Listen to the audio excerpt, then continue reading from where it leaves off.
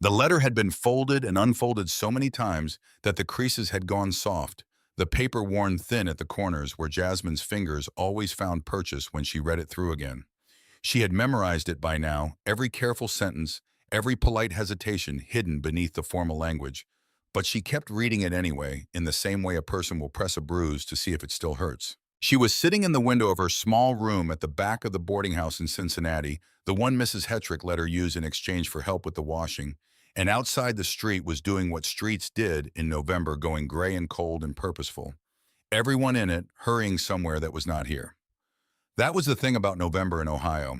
It had no patience for people who had no direction. Jasmine had a direction now. She had a direction and a train ticket and a name written on an envelope that she had addressed to herself just so she could see how it looked: Mrs. Alexander Greer Harlan's Crossing, Montana Territory. She was 31 years old, and she had never been a Mrs. anything. She folded the letter one more time and put it into the pocket of her apron, and then she sat a moment longer, looking at the street, at the gray and the cold, and all the purposeful people who knew where they were going. She had come to Cincinnati from the eastern Kentucky hills 6 years ago with her mother's sister, who had died of influenza 2 winters past, leaving Jasmine the boarding house work and a small box of keepsakes and not much else. She was not unhappy. She had learned early that unhappiness was a luxury, the kind of feeling that required a person to have enough stillness to sit with it, and Jasmine had not had much stillness in her life. But there was a difference between not unhappy and content, and she had known for a while that she was not the second thing. The advertisement had come to her through the church widow, Mrs. Crane, who collected notices from Western newspapers, the way some women collected doilies finding them romantic. Jasmine was not particularly romantic. She had read the advertisement 3 times with the same careful attention she gave to recipes and instructions, noting the specifics, weighing the plausibility, considering what it did not say as much as what it did. The notice had been small and plain. Rancher widower, one child age 7, seeks capable woman of steady character for purposes of matrimony. Must be willing to relocate to Montana Territory. References exchanged. Write to Alexander Greer Harlan's Crossing, Montana Territory. She had not written immediately. She had thought about it for 2 weeks, during which time she washed 6 loads of other people's sheets and mended 4 coats and made 14 loaves of bread and helped Mrs. Hetrick nurse a sick boarder through a chest cold. Then she had written. She did not write what women were supposed to write in such letters. She did not describe her coloring or her figure or her gentle disposition. She described what she could do. She wrote that she had managed a household of 12 for the past 3 years, that she could cook for large numbers, that she knew something of doctoring from growing up in the hills where there were no doctors nearby, that she could drive a wagon that she was not afraid of. Hard work, and that she had no family connections keeping her in Ohio. She wrote one sentence about herself that was not practical. I have been told that I have a kind heart, and I believe this to be true. She signed it, Miss Jasmine May Coltrane, Boarding House Row, Cincinnati, Ohio. His response had taken 3 weeks. It was 5 sentences long. He said he appreciated her practical letter. He said the position was what she understood it to be, that the work would be considerable, that the territory was not for the faint-hearted, that his daughter's name was Ruby, and that she was a serious child who did not warm to strangers easily. The last sentence was, if these terms suit you, I will arrange your passage, and you need not repay the cost. She had read that last sentence 4 times, trying to find the condescension in it, and finding instead only a kind of tired honesty. He was not promising her anything. He was not selling her a dream. He was telling her the terms plainly, the way a person tells terms to someone they are treating as a peer rather than a suppliant. She had written back the next day to say the terms suited her fine. That had been 6 weeks ago. The train ticket had arrived along with a second letter, this one longer, telling her practical things: what to bring, what not to bring, how long the journey would take, which connections to make. He wrote that the weather in December was not to be trusted in Montana Territory, and that she should bring more warm clothing than she thought she needed. He wrote that there was a room prepared for her at the ranch. He did not write what kind of room, and she did not ask. Now the train ticket sat on the windowsill beside the folded letter, and in 3 days she would be on a platform at Union Station with a trunk and a carpet bag and the better part of her nerve heading west. She stood up from the window and went back to work. There was always work. The journey took 8 days. She had ridden trains before short distances, Cincinnati to Columbus once, with Mrs. Hetrick's sister, and back again in the same day. This was different. This was the country opening up beneath the wheels in a way that seemed to have no end to it. The land going wider and flatter and stranger as the days passed, the sky becoming something different from the sky she had known, bigger somehow, as though it had been given more room to be itself. She watched it from the window for hours at a time, the way the light moved across it, and the way the storms built on the horizon and moved toward her and over her and were gone again. She shared her car with a family of Swedes going to Minnesota, a salesman who smelled of bay rum and kept trying to tell her things about the Western Territories, as though she had not been reading the same information for weeks, and an older woman named Mrs. Alderman, who was going to visit her son in Billings, and who on the second day looked at Jasmine sitting quiet and still and reading her way through a book about Montana's geography, and said direct as a woman who has run out of time for anything but directness. "Are you a mail-order bride?" Jasmine looked up from her book. She considered the question. "I suppose I am," she said. Mrs. Alderman nodded as though she had expected that. "You don't look frightened." "I've made decisions before that I couldn't undo," Jasmine said. "I generally find that frightened doesn't help much once the decision is made." Mrs. Alderman laughed a short, sharp sound. "I like that." She pulled her knitting into her lap and the needle started moving. "Who is he?" "A rancher, a widower. He has a daughter of 7. Montana. Montana." "Cold," said Mrs. Alderman, as though that were a complete sentence. "I know," said Jasmine. "He told me." Mrs. Alderman knitted for a while.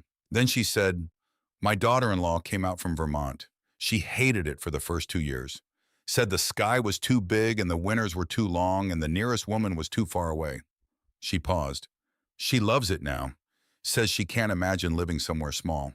Jasmine looked back at the window at the sky that was already too big. "I've always lived somewhere small," she said. She fell asleep in her seat that night with her cheek against the cold glass, watching the dark plains go past all that dark and all that space. And instead of fear, she felt something more like recognition, the way a word will come to you that you have been reaching for without knowing it. She slept well that night. She usually slept well. Sleeping badly was another luxury she had never been able to afford. The train reached the depot at Harlan's Crossing at 2:30 in the afternoon on the 8th day of December, and the sky was the color of an old pewter plate, heavy and low and purposeful, in a way that made Jasmine's skin prickle before she had even stepped off the car. The town was smaller than she had imagined and larger than she had feared. A main street of perhaps 24 buildings, a church with a bell tower that leaned slightly to the west, a livery and a general mercantile, and a hotel with a painted sign and a bank that looked newer than everything around it. Snow on the ground already packed and gray at the edges of the road, and more of it coming. She could feel the weight of it in the air, the pressure of a sky that had made up its mind. She was the only passenger who disembarked at Harlan's Crossing. The platform was empty except for a man leaning against the depot wall with his arms crossed and his hat pulled down watching the train. He was not watching her in particular. He was watching the train the way a man watches something he is waiting for to be over. And Jasmine had enough time to observe him before he became aware of her, which gave her a small private advantage, she noted, and kept to herself. He was tall, though not unusually so. Dark coat worn but well kept, the kind of coat that had been mended and would be mended again. His face was lean and weathered, angular, in the way of a man who had spent years in wind and cold. And even from across the platform she could see the set of his jaw, which was the set of a person who had learned not to expect good news and had organized their face accordingly. He would be perhaps 35 or so. His hands, when he uncrossed his arms and pushed off from the wall, were the hands of someone who worked them every day without ceremony. He looked up then and saw her, and she saw him register her the way his eyes moved from her face to her trunk and back. And there was a moment of something that was not quite surprise and not quite relief, but was something in between. He walked across the platform to her. The snow crunched under his boots. "Miss Coltrane," he said. It was not a question. "Mr. Greer," she said. He reached for her trunk before she could protest, lifted it with the practiced ease of a man accustomed to loading weight, and set it to the side. "The wagon's at the livery," he said. "We need to move. There's weather coming." He did not say "good to meet you," or "you must be tired from your journey," or any of the other things that were customarily said. She appreciated this actually, though she knew she was supposed to find it rude. She had never had much patience for the performance of pleasantries that both people know are performances. "I know there's weather coming," she said. "I could feel it on the train." He glanced at her sideways as he picked up her trunk. "You read weather. I grew up in the hills. You learn." He said nothing else, but she had the sense that something had shifted slightly, some small recalibration had occurred, and she filed that away too. The wagon was an old flatbed with a bench seat and two good-looking horses that shifted and stamped when the wind picked up. He loaded her trunk without fuss, and she climbed up to the seat with equal efficiency, not waiting to be handed up. He settled beside her, gathered the reins, and clicked the horses into motion. The town fell away behind them quickly. The road ran north through scrub and bare cottonwood, and the sky sat lower with every mile. The first few flakes came an hour out of town, tentative and exploratory, the advance scouts of something larger. "How far is the ranch?" she asked. 14 miles. She looked at the sky. "Will we make it before it starts in earnest?" He looked at the sky, too. "Maybe," he said in the voice of a man who has made peace with maybe. She pulled her coat closer and settled in for the ride. The horses were good and steady. He drove them well, not pushing them, but not coddling them, either a working relationship, which told her something about the man that she stored alongside the other things she was accumulating. After a while, he said without looking at her, "Ruby knows you're coming. She's not—" He stopped, started again. She was close to her mother. What was her mother's name? A pause. Clara. When did she pass? 2 years ago, January. He did not say how. She did not ask. The snow was coming in earnest now, the small flakes replaced by larger, heavier ones that fell with intent. The horse's ears went back and he talked to them quietly, and she could see him measuring things, the snow, the road, the light that was failing faster than it should. "What's the road like in snow?" she asked. "Passable for another hour, maybe less." She thought about that. She thought about the weight of the air and the way the temperature had been dropping since they left town. She thought about the hills she had grown up in and the blizzards that came through in November and December without apology. "Mr. Greer," she said. Alex, I think this is more than snow." He was quiet for a moment, then he said yes. "Is there shelter between here and the ranch?" He turned the horses without explanation, pulling them off the main road onto a narrower track she would not have noticed, and the answer to her question appeared ahead of them in the thickening snow: a low structure, sod and timber, a trapper's line cabin, or an old homestead with a small lean-to shelter on the south side that would hold the horses. He pulled the horses into the shelter, and she climbed down without being asked, and helped him unhitch them, moving to the near horse and talking it calm with the practiced ease of someone who had grown up around animals. She was aware of him noting this without comment. They got the horses settled, both of them working in the efficient near silence of people who understand what needs doing, and then they got the trunk and the carpet bag and themselves into the cabin before the storm arrived in full. It arrived in full. The sound of it was unlike anything she had heard since childhood. That particular roar that a blizzard makes when the wind and the snow combine into something that has weight and intention. The cabin shook, the door held. There was a small iron stove in the corner with a box of dry wood beside it, and he had it lit in minutes, and then they stood in the small room with the storm outside, and the fire beginning its slow conquest of the cold, and looked at each other across 4 feet of floor. "Well," Jasmine said. He sat down on the low bench beside the stove and put his elbows on his knees. "There's a bedroll in the corner, blankets in the chest. There are canned goods on the shelf." He looked at the shelf, then at her.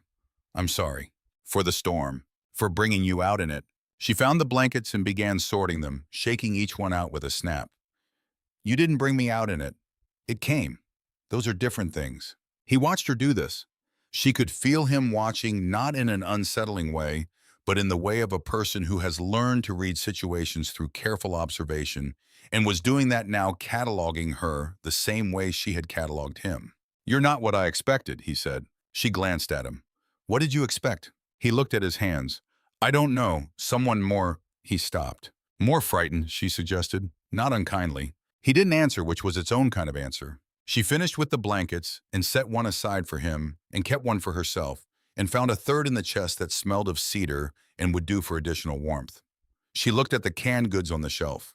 Beans, peaches, salt pork, a tin of crackers that was probably old but would be fine. "Can you open the peaches?" she asked. He looked up. "I haven't eaten since this morning," she said. "And I imagine you haven't either. Peaches are easier cold than beans." He almost smiled. She saw the ghost of it move across his face and then be gone. He stood up and got the peaches and opened them with a knife from his belt, neat and practiced, and she got the crackers, and they sat on opposite ends of the low bench and ate canned peaches and old crackers while the storm screamed itself out against the walls. It was, she thought, one of the stranger ways to meet a person you were supposed to marry. But she had never been conventional, and she was beginning to believe from the small available evidence that he had never been either.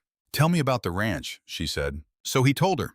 He spoke slowly with the deliberateness of someone who chooses words as tools rather than ornaments, and she listened in the same way she had always listened, with her whole attention, the way her mother's sister had taught her. "Listen, like you're going to be tested on it, Jazz, because you always are." He told her about the cattle operation, not large, about 200 head, and the land which ran along a creek bottom with good grass and good water. He told her about the house, which had 4 rooms and a sleeping loft, and a proper kitchen stove that was less than 3 years old. He told her about the help, which was one man named Devlin, who had been with him for 6 years and lived in the bunkhouse, and a Crow woman named Mary Takes Horse, who came 3 times a week to help with the house and had been good to Ruby. He did not tell her much about himself. She noticed without marking it. Outside, the wind found a new pitch and held it. The stove creaked and the fire popped. She reached over to add a piece of wood, and their hands came close together over the stove's opening. Her hand and his, both of them reaching at the same moment, and she was the one who pulled back, and he was the one who added the wood, and neither of them said anything about it. She settled back against the wall with the cedar blanket around her shoulders. "What's the child like?" she said. "Ruby." He was quiet for so long she thought he might not answer. "She's—" He looked at the fire. "She draws pictures, all the time, birds mostly. She likes birds." He turned the empty tin in his hands. "She doesn't say much. She used to." He set the tin on the floor. She was very different before. Jasmine did not offer comfort. She understood from the careful way he'd said it that comfort was not what he was offering her and not what he wanted back. He was giving her information, practical information about the child she would be living with. She received it in that spirit. "I won't try to replace her mother," Jasmine said. "No," he said, "don't. But I would like to know her." He looked at her, then directly, which he had not done much of in the hours since she'd stepped off the train. She held at that look without making anything of it. "She'll test you," he said. "Let her," said Jasmine. "I've been tested before." The fire settled. The storm raged. The night came down around the cabin like a second wall, and inside it they sat on opposite ends of the bench and existed in a silence that was not empty. It was full of the particular weight of 2 strangers learning whether they can bear each other's company. She fell asleep sometime after midnight, sitting up with the cedar blanket over her shoulders and her chin dropping toward her chest. She woke once when the fire needed tending and found it already tended, a new piece of wood sending up orange light. And across the cabin, Alex Greer was sitting against the wall with his hat over his eyes and his arms folded, and she could not tell if he was asleep or not, and she did not ask. She closed her eyes and slept again. In the morning, the storm was over. The world outside the cabin was white and still and enormous. The sky had gone clear in that decisive way of winter skies after violence, a blue so deep and cold it looked like something that had been polished, and the snow lay over everything to a depth of 2 feet in the open and considerably more in the drifts. The horses were fine. Better than fine, they had stayed warm in the shelter and had eaten the hay they'd found there and were ready to work. She helped him hitch them, their breath making small clouds in the cold, and they loaded the trunk and the carpet bag without discussion. He helped her up to the seat. His hand was under her elbow for exactly as long as it needed to be, and not a moment longer, and she settled herself, and he climbed up on the other side, and they set off into the white. It was slow going. The horses worked hard, and he drove them carefully, reading the road beneath the snow, and she sat beside him and watched the land come into focus around her. She had read about Montana Territory. The reading had not prepared her for the specific quality of its light in winter, the way the sun on the snow made everything sharp and brilliant and impossibly clean, the way the mountains sat on the horizon as though they had been there forever and intended to stay. She had grown up in the Kentucky hills, which were old and green and complicated mountains that had made their peace with being inhabited. These mountains had made no such peace. They simply were. "Do you like it?" she asked, unexpected even to herself. He glanced at her, then back at the road. "Like what?" "This," she gestured at the landscape. "Living here." He thought about it. She appreciated that he thought about it, rather than producing an immediate answer. "I don't think about liking it," he said finally. "It's where I am." It was the most honest answer she could imagine, and she stored it alongside everything else. They came to the ranch in the late morning. The gate was a simple thing, 2 posts and a crossbeam with the name burned into the wood Greer, and inside it the road ran down a slight grade to a cluster of buildings arranged with the practical economy of people who had built for function rather than appearance. The house was larger than she'd imagined from his description, 2 stories with the loft he'd mentioned, and there was a barn and a bunkhouse and several smaller structures whose purposes she would learn in time. A windmill stood still in the windless morning. Smoke came from the house chimney. A child stood at the window. She was small for 7, which Jasmine had not expected, with dark hair that needed cutting and a face that was too serious for her age and too still. She watched them come down the road with the expression of someone who has decided in advance that whatever is coming is probably a disappointment and is steeling herself accordingly. Jasmine looked at her and felt something careful and deliberate move through her. Not quite affection. It was too early for that, and she was too honest to call it that, but something adjacent to recognition. She had been that child once. Not the specific circumstances, but the feeling underneath them, that particular stealing yourself that happens when you've been hurt enough to expect it. She would not say so. Not yet. Not ever, probably, in so many words. They pulled up to the house and a man came out of the bunkhouse. Devlin, she assumed, a lean man of 50 or so, with a cropped gray beard and the careful eyes of someone who has watched a great deal from a distance. He tipped his hat to her without surprise, which meant Alex had written him about her, and took the horses without being asked. Alex came around to help her down, and again his hand was under her elbow with the same practical brevity. She got her carpet bag and he got the trunk, and they went inside. The house was warm and smelled of wood smoke and coffee, and something else underneath that she would identify later as cedar, cedar chests, cedar beams, the same cedar from the blanket in the cabin. It smelled like care, like someone had tended this place, and she thought of Mary Take's horse, who came 3 times a week. Ruby was in the kitchen doorway. She was still wearing the serious face, the pre-disappointed face, and she had positioned herself with the particular deliberateness of a child who has chosen her ground and intends to defend it. Her hands were at her sides. There was charcoal on her left hand she'd been drawing. "Ruby," Alex said in a tone that was careful without being strained. "This is Miss Coltrane. She's come to help us." Jasmine set her carpet bag down on the floor and crouched, which brought her nearly to eye level with the child, and looked at her directly. Not with the bright, forced cheerfulness that adults used on children they were performing for. Just directly. The way she'd look at a person. "Hello, Ruby," she said. Ruby looked back, dark eyes like her father's, with that same habit of seeing things carefully. After a moment, she said, "Papa said you're from Ohio." "I am, from Cincinnati." "Is that near the ocean?" "No, it's near a river, the Ohio River. It's very wide." Ruby considered this. "We have a creek," she said. "Papa says it floods in spring." "I'd like to see it." Ruby looked at her for a moment more, and then she stepped back into the kitchen, which was not warmth, but was not hostility either. It was more like a suspension of judgment, a decision to wait and see, which Jasmine found entirely reasonable. She stood up and looked at Alex. He was watching his daughters retreating back with an expression she would not have been able to name, something complicated and private, and then he looked at Jasmine, and some of that privacy closed away. "I'll show you your room," he said. The room was at the back of the house, separated from the rest of the sleeping areas by the kitchen, which gave her a kind of privacy she had not expected and appreciated more than she would have said. It was small but adequate. A bed with a good rope spring and a thick quilt, a washstand with a bowl and pitcher, a chest of drawers, and a window that looked out at the barn and the mountains beyond. Someone had put dried flowers in a tin cup on the windowsill. She touched them with one finger, wondering if that had been Alex or Mary Take's horse, or Ruby, and decided it didn't matter. She unpacked her trunk methodically, putting things in their places with the same organized attention she gave everything. She hung her good dress on the hook behind the door. She put her books on the chest of drawers. She put her mother's sister's Bible on the windowsill beside the dried flowers. Then she sat on the bed and put her hands in her lap and allowed herself 5 minutes to feel whatever it was she was feeling. It was harder to name than she'd expected. Not fear, not excitement exactly. Something closer to the feeling she'd had watching the planes from the train window, that sense of recognition, of a word finally found. She was somewhere.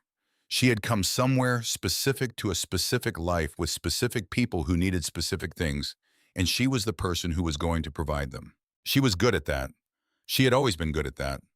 The question that sat quietly beneath it all, the one she did not pursue yet, because it was too early and she was too practical, was whether being good at providing what people needed was going to be enough to make a life from. After 5 minutes, she stood up and went to the kitchen to start dinner. The kitchen was well equipped for a ranch house, better than she'd hoped. The stove he'd mentioned, a good one, cast iron and solid.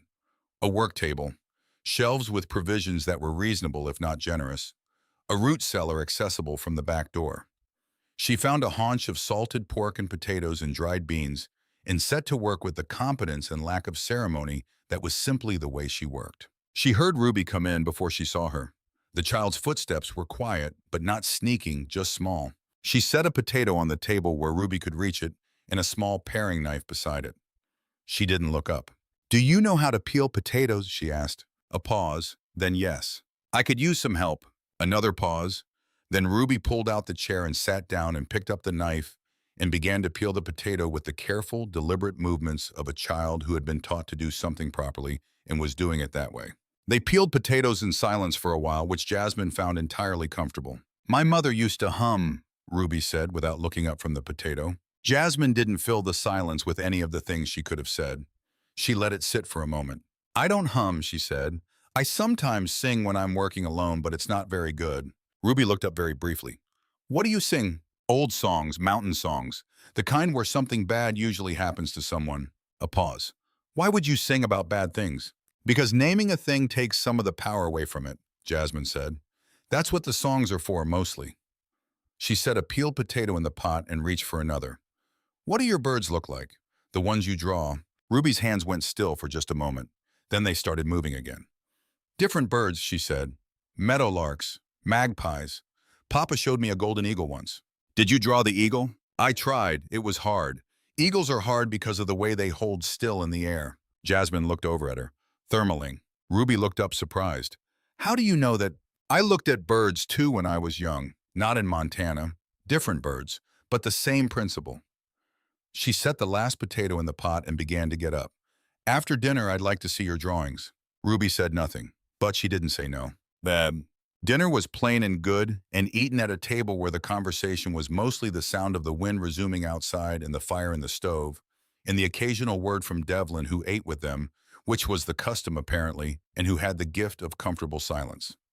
Alex ate without comment, which she took as approval since she did not imagine he was the kind of man who suffered poor cooking in silence. After dinner, while the dishes were being washed, she washed Ruby dried, which had been arranged without discussion. Ruby said, "Do you want to see the drawings now?" "Very much," Jasmine said. They were in a box under Ruby's bed, not hidden but kept carefully, pages of varying quality, some crumpled at the edges and smooth flat again, some nearly worn through from erasing some pristine. The birds were everywhere in every stage of skill, from the early scribbly ones that had clearly been made by a younger child to the more recent ones that showed a genuine eye.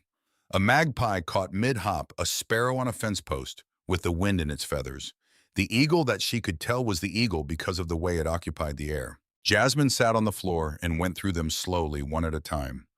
Ruby sat beside her and watched her look. "This one," Jasmine said, holding up the eagle. "You got the stillness. I drew it 12 times before that one." "I know, you can see it." She pointed to the wing position.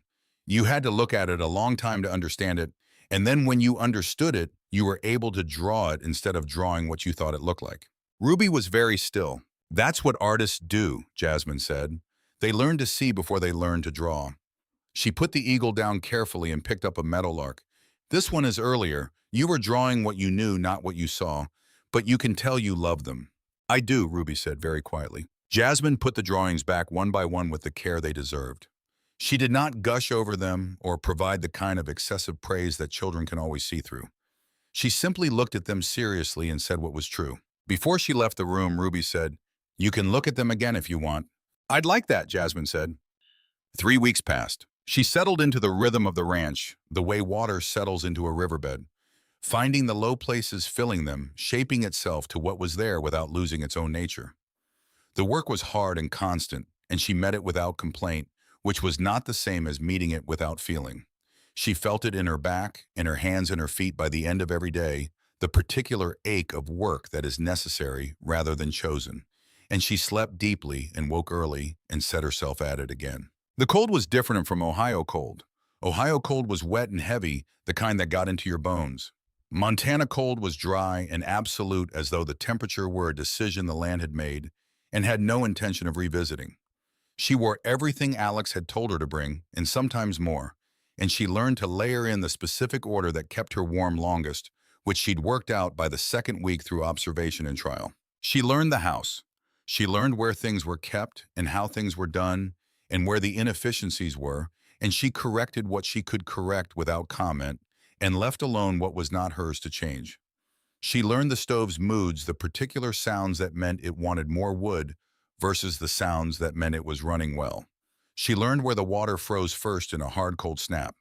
She learned the path to the root cellar by feel, which came in useful during the ice storm in the second week. She learned Devlin, who was a man of remarkable steadiness and almost no ornamentation. He told her things she needed to know without being asked the habits of the horses. The particular ways the ranch roads got difficult in different weather, which neighbors were reliable and which were not. He offered this information as fact, without commentary, and she received it the same way. She learned Mary Take's horse, who came on Tuesdays and Thursdays and Saturdays, and who looked at Jasmine on the first visit with the careful eyes of someone reserving all judgment entirely, and then on the second visit said, "You reorganized the root cellar." "I did," Jasmine said. "Was that wrong?" Mary Take's horse looked at her. "No, better." And then she picked up her work and did it. They developed a working relationship over those 3 weeks that was built on competence and mutual respect, and very few words, which was the best foundation Jasmine knew for any relationship. She learned Ruby. This was the most careful learning, undertaken with more patience and less agenda than anything else. Ruby tested her as Alex had promised, not with cruelty, but with the quiet, persistent testing of a child who has been hurt and is checking whether this new person will also hurt her. She tested with questions that were really questions about Jasmine's reliability. Can I trust you not to make promises you don't keep? Can I trust you not to pretend to care about things you don't care about? Can I trust you to still be here tomorrow? Jasmine answered all of these questions through behavior rather than words. She was where she said she would be. She did not make promises she didn't intend to keep.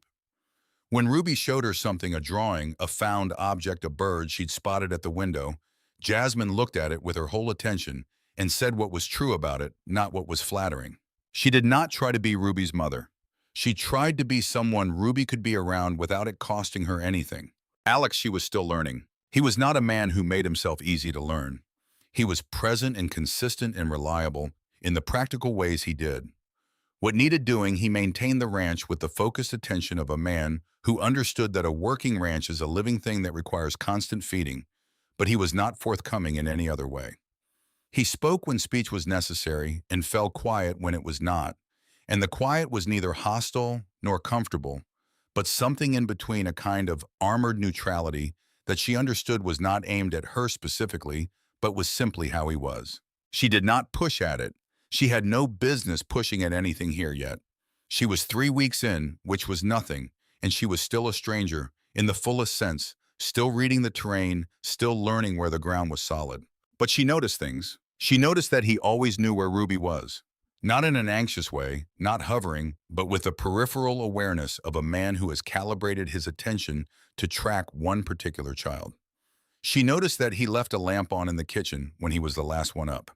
Not for himself, she'd seen him navigate the house in the dark without effort, but so that anyone coming down in the night would not be met by complete darkness. She noticed that he checked the animals twice a day without fail in all weather, and that he was good to them in the quiet way of someone who does not perform goodness, but simply has it. She noticed in the 3rd week that he had begun to linger slightly at dinner. Not by much, a minute here, 5 minutes there, but enough that she understood he was not entirely uncomfortable in her company. She did not make anything of it. She simply noted it. The town came in useful in the 4th week when she needed supplies she hadn't been able to plan for, and drove the small wagon herself, which surprised the man at the mercantile enough that he took a step back when she came through the door. "I'm Jasmine Coltrane," she said. "I'm keeping house at the Greer place." "Yes, ma'am," said the man. Tolliver was his name, she learned. He owned the mercantile and the attached feed store and had the look of a man who had survived several booms and expected several more busts. "We'd heard you arrived." She imagined they had. "I need to add my name to the account," she said, and laid out what she needed. She met 3 other women in the process of this errand. Nora Birch, who was the wife of the cattleman whose property adjoined the Greer Ranch to the east, and who had a direct gaze and a firm handshake, and said without preamble, "You're the bride." Jasmine confirmed that she was more or less the paperwork not yet having been completed, and Nora Birch said, "Good. He needed help and he wasn't going to ask for it." She did not elaborate on who she meant by he, but she didn't need to. Lotta Patterson, who was the school teacher, and who arrived at the mercantile in the middle of the transaction and introduced herself with the formal grace of someone educated back east, and doing her best to keep standards in a place that did not always cooperate. She asked about Ruby, and Jasmine told her that Ruby was not yet attending school, which caused Lotta Patterson's expression to shift in a way that communicated she had opinions about this, and was deciding whether this was the moment to express them. She's reading well, Jasmine said. She works through her lessons at home. I've been going through the McGuffey readers with her. She should be around other children, Lotta Patterson said. Yes, Jasmine agreed. She should. I'm working toward that. And Dora Watts, who was old enough to be Jasmine's grandmother, and who sat outside the mercantile in a chair that someone had placed there for her, wrapped in a quilt of such extraordinary complexity that Jasmine stopped and looked at it and said without meaning to, "That's remarkable workmanship." Dora Watts looked at her from under the brim of a hat that had been through several decades and survived them all. "You quilt." "Some, not like that." Dora Watts considered her.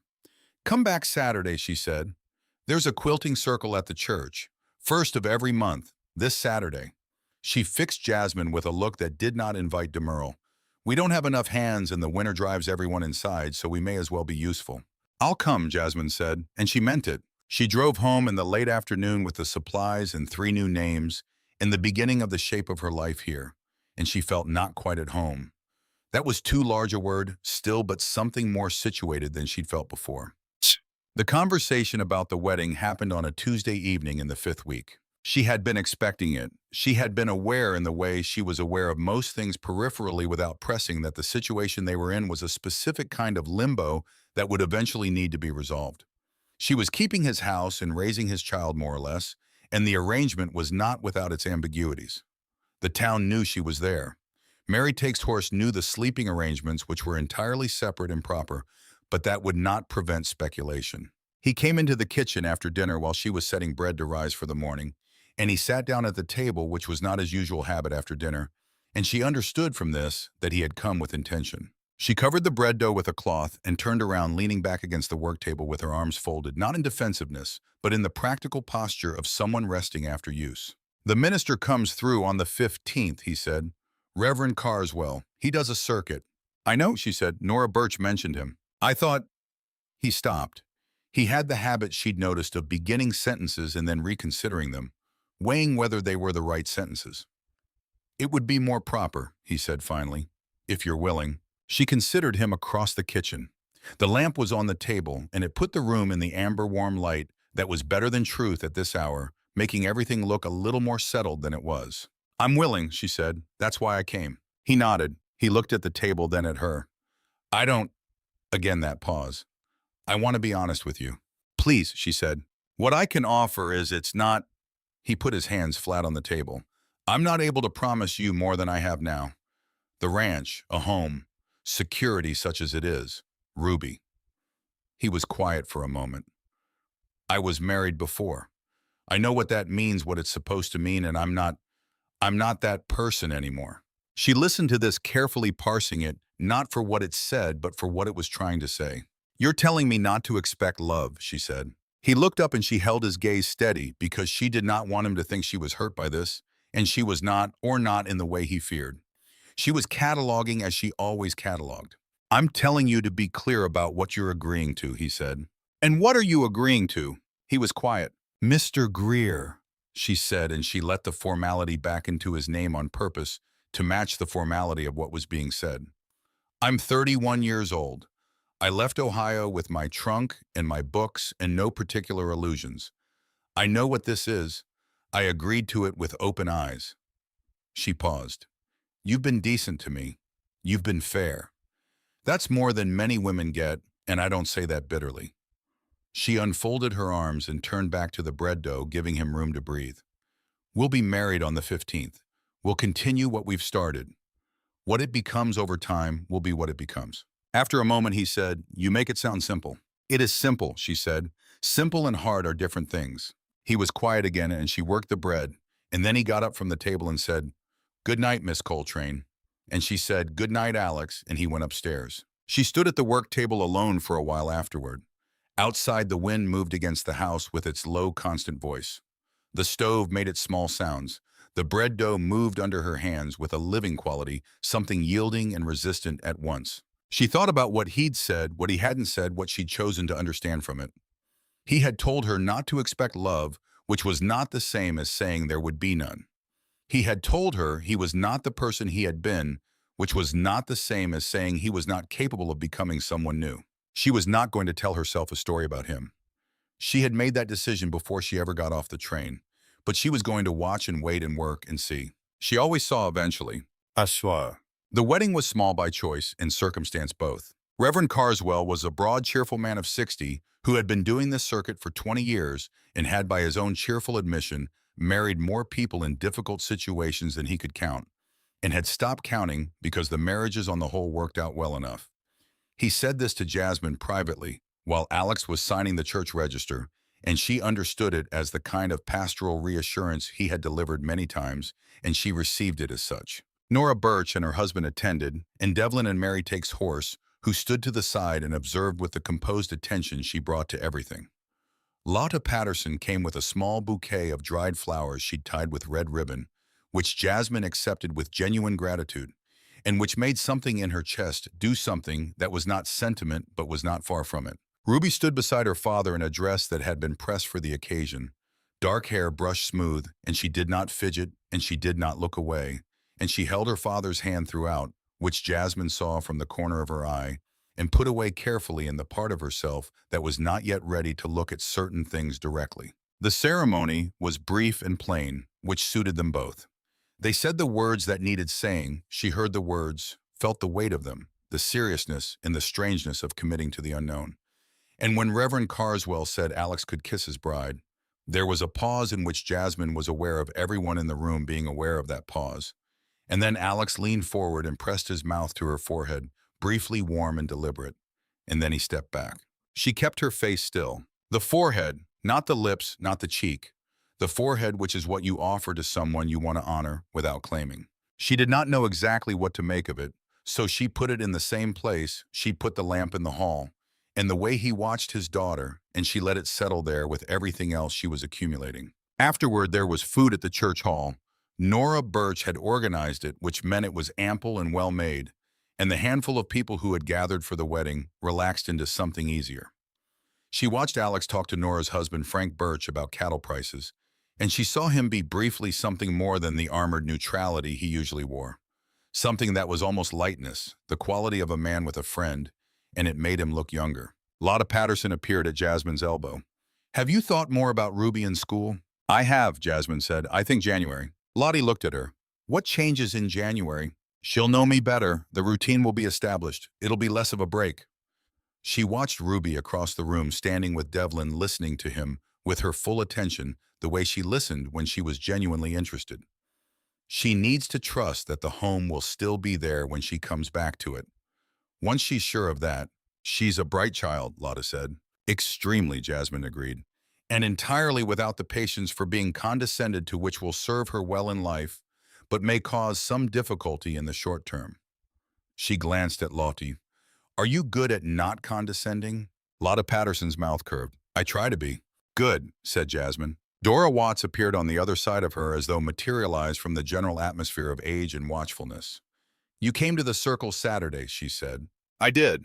Your stitching is good." "Thank you. You'll come next month." It was not a question. Jasmine said yes because it wasn't. They drove home in the late afternoon, the three of them, Ruby between them on the wagon seat, and the mountains were doing their end-of-day thing with the light going amber, and then rose, and then a purple so deep it was almost black at the tops. And Ruby said Mrs. Greer quite suddenly in the way that children test new words to see what they feel like. Jasmine waited. "Does it feel different?" Ruby asked. "What?" "Being Mrs. Greer." Jasmine thought about it honestly, which was the only way she thought about things. "It feels more settled," she said, "like having a direction." Ruby sat with this. "Then Papa, does it feel different?" Alex was quiet for a moment. "Yes," he said, "just that." But he said it like he meant it, and Jasmine, sitting on the other side of the child, stared at the road ahead and felt something small and unnameable shift somewhere inside her chest. Wash! Christmas came, which she had not celebrated seriously in some years. The boarding house had acknowledged it with a dinner, but Mrs. Hetrick was not a sentimental woman, and here it arrived with the weight of a family holiday that had existed before her and had carried grief through it for 2 years. She went at it practically as she went at most things. She made a cake. She had found a recipe in the back of an old cookbook that had been in the kitchen, written in a hand that was not Alex's and not Mary's, small and careful. And she understood without asking that it was Clara's hand. And she made the cake from Clara's recipe because it was a good recipe, and because denying it would have been a kind of erasure she had no right to perform. She asked Ruby carefully what the house had been like at Christmas before. Ruby sat on the stool in the kitchen corner and told her in the stop-and-start way she told things that cost her about the decorations Clara had made, and the songs she'd sung, and the way they'd strung dried berries and pine boughs over the mantelpiece. "We should do that," Jasmine said. "I'd need help finding the right berries." Ruby looked at her. "I know where they are," she said. "In the drawer behind the barn." They went together the next afternoon, wrapped against the cold, and Ruby led her to the drawer with the confidence of a child on familiar ground, and they gathered rose hips and dried grass and pine boughs and brought them back to the house, where Jasmine let Ruby direct the arrangement, correcting only when Ruby specifically asked for her opinion. She was arranging a spray of pine on the mantelpiece when she heard Alex in the doorway behind her. She did not turn around immediately. "Ruby's idea," she said. He came into the room. She heard him stop. Then he said quietly, "Clara used to do this." "I know, Ruby told me." She turned around then, and he was looking at the mantelpiece with an expression that was not grief exactly. Or not only grief, there was something in it that was more like the quality of a scar, which is to say a wound fully healed, but still present, still marking the place where it had been. She had lived long enough to know the difference between fresh grief and old, between the kind that demands witness and the kind that only needs acknowledgement. She did not say anything about it. She adjusted the spray of pine and stepped back to look at the effect. "It looks well," she said. "Yes," he said, "it does." On Christmas morning, Ruby came downstairs before dawn and found the presents Jasmine had been quietly assembling for weeks: new drawing pencils and a fresh ream of paper, a set of watercolors from the mercantile that she'd ordered by letter 3 weeks earlier, and that had arrived with gratifying timeliness. Ruby opened them with the contained excitement of a child who has learned to hold her excitement carefully, and then looked up at Jasmine with an expression that was too complicated to name and too clear to misread. Alex gave her a book. Audubon's book on birds, a good edition, which she did not ask him where he'd found, and he didn't say. It went straight to Ruby's heart like an arrow, and the expression on Ruby's face when she saw it was the least contained she'd ever been.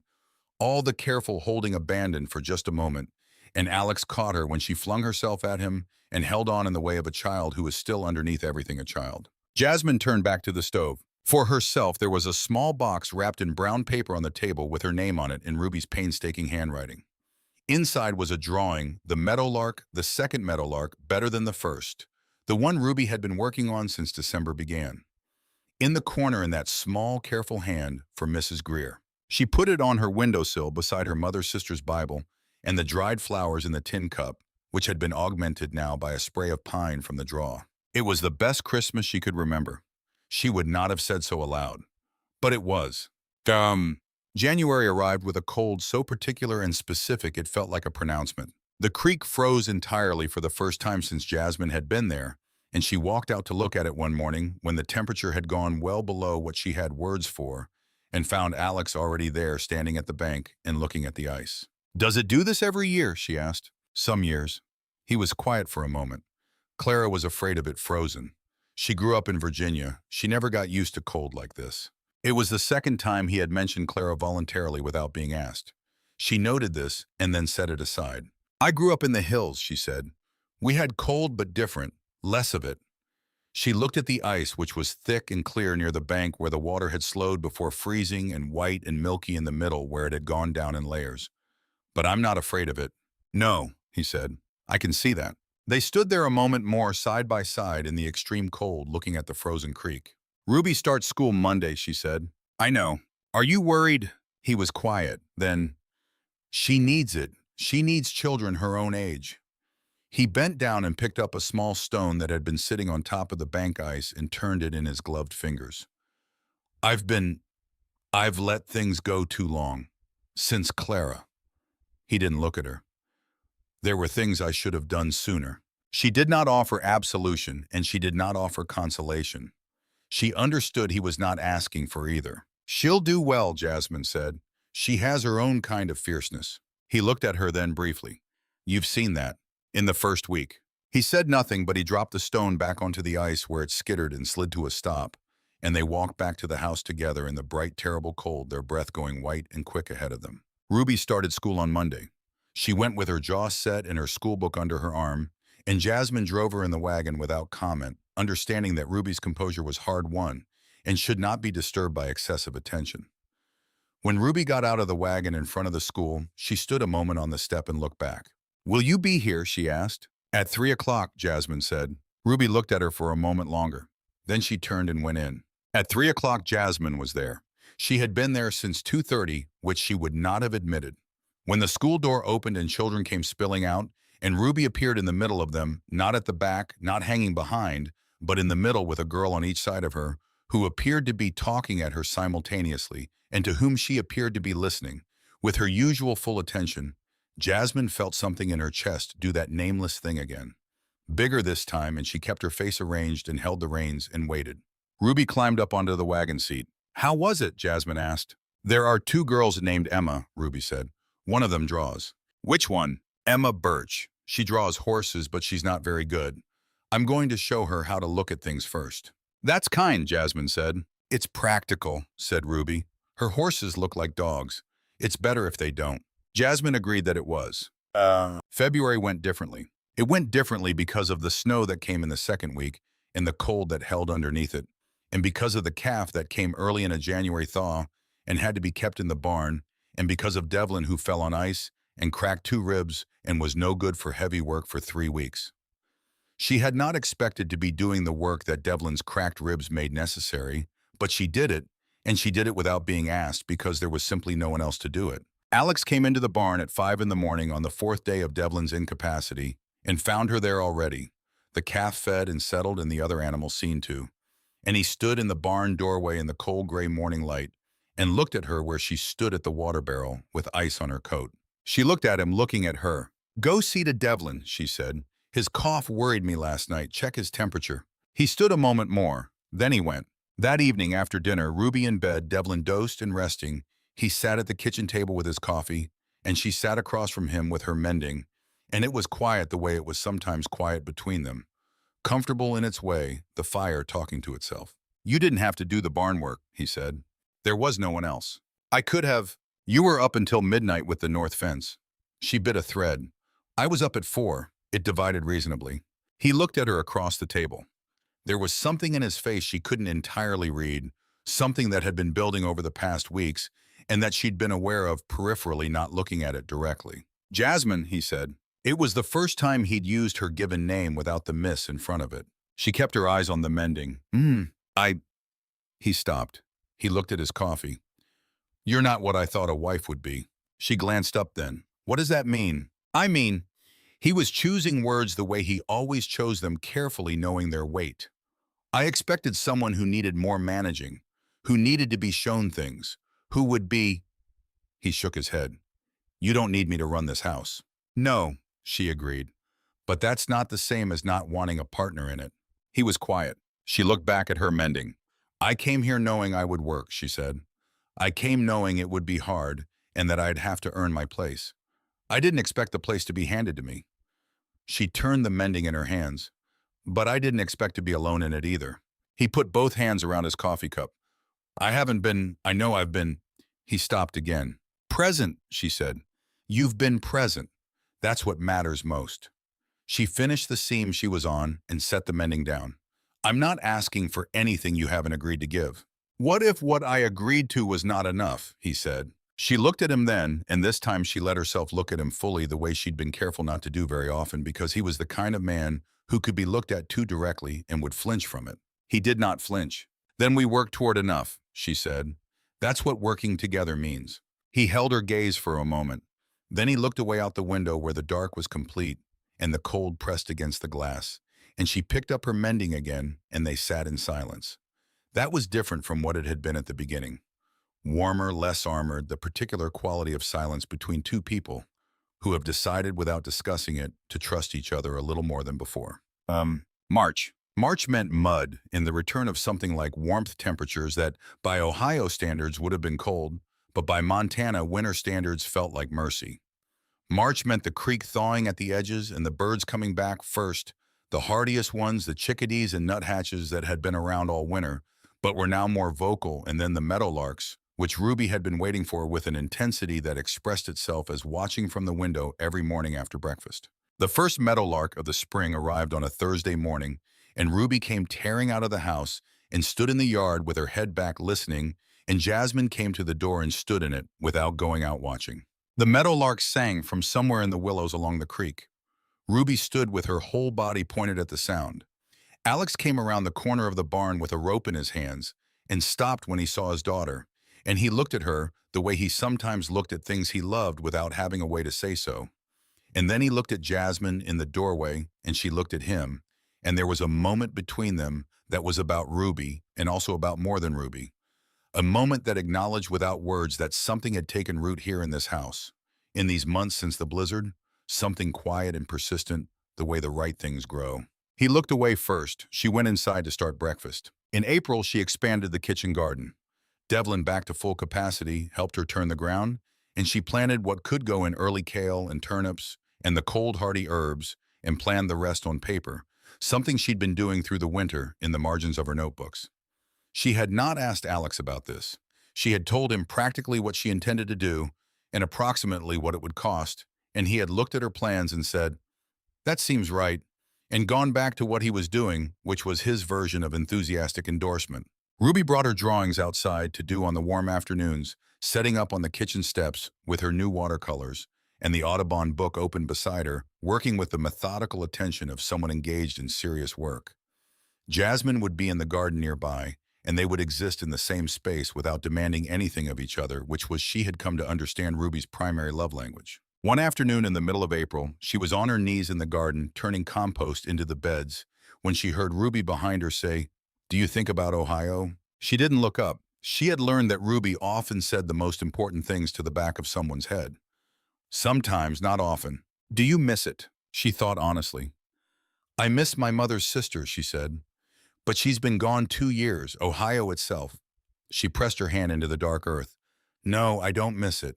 "Why not?" "Because where you are is where you are," she said. "I have enough to do here to fill up all the space that missing might have used." Ruby sat with this. "Then I miss my mama sometimes." "I know," Jasmine said. She continued working the soil. "That won't go away." "Does it get less?" She thought about her mother who had died when she was 12 and her mother's sister and the other people she'd cared for and lost. "It gets different," she said. "It's still there, but you build around it, like the garden around a rock. The rock is still there, but eventually you have so much growing around it you can't see it as much, and the rock becomes part of it." Ruby was quiet for a long time. Then, "Can I paint you?" she said. "In the garden?" Jasmine looked back at her. Ruby had her watercolors out and a fresh page, and she was looking at Jasmine with the same focused attention she gave the birds. "If you want to," Jasmine said. She went back to her work.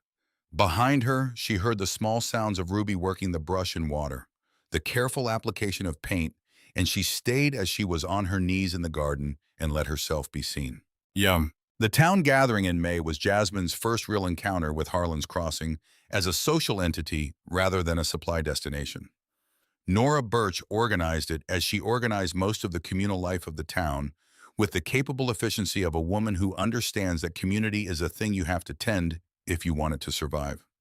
There was food in the church hall, and a fiddle player who played with more enthusiasm than accuracy, and the various families and hands and town residents came together in the way that isolated communities do, with the knowledge that these were the only people they had, and they might as well be glad of it. She had been nervous, which was not something she admitted even to herself, but which expressed itself in the way she dressed the good dress, the wool one, that was the best thing she owned and which fit her well, which at its best was a fact, and at its worst was something she refused to apologize for.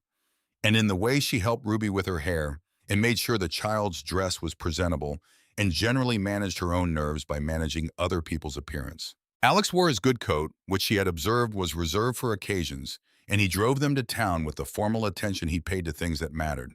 And when they walked into the church hall together, her on one side of Ruby and him on the other, she felt the room make its various assessments, and she held herself well the way she had always held herself, which was squarely and without apology. People were kind. Nora Birch introduced her around with the practical warmth she brought to everything, and the women from the quilting circle greeted her as a known quantity, and the men tipped their hats, and the children looked at her with the frank assessment children use before adults teach them to hide it. There was dancing later after the food. The fiddle player had been joined by a man with a squeeze box, which improved the enterprise considerably, and the floor cleared, and the dancing began. She watched from the side talking to Lotta Patterson about Ruby's progress at school, which was considerable. Ruby's drawings of the animals at the farm had become informal illustrations that Lotta had begun using in the school's lessons when she felt someone beside her. "Alex, I'm not much of a dancer," he said. This was a warning she understood, not an apology. "Neither am I," she said. "I used to watch the good ones." "Do you want to?" She looked at him. In the warm lamplight of the church hall with his good coat and the expression he wore when he was trying to be something more than he usually allowed himself, he looked not young exactly, but possible. That was the word that came to her. He looked possible. "Yes," she said. They were not graceful. She had not lied about that. But they were not terrible either. They found a rhythm together that had more to do with paying attention to each other than with knowing the steps, which was, she thought, probably the principle underneath all dancing anyway. His hand at her back was careful and steady. She was aware of the weight of it, not uncomfortably in the way you are aware of a fire after cold. They danced one dance. When it was over, he let her go, and she stepped back, and they stood a moment in the space between the dancing floor and the edge of the room. "You do know how," he said. "I said I watched the good one," she said. "I didn't say I only watched."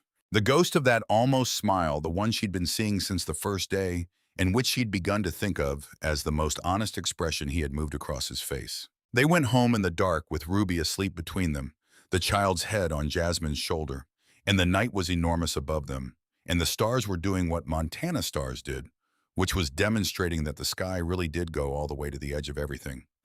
And Jasmine sat with the warmth of the child's head on her shoulder, and the warmth of the dancing still in her hands, and looked up at the stars and felt for the first time since she'd come here something she recognized as contentment. Not happiness exactly, something sturdier than that, a rightness with how things were. Summer arrived with a particular sudden drama of Montana summers, the snow gone in what felt like a single week, and the grass coming up with an urgency that seemed to understand it had limited time.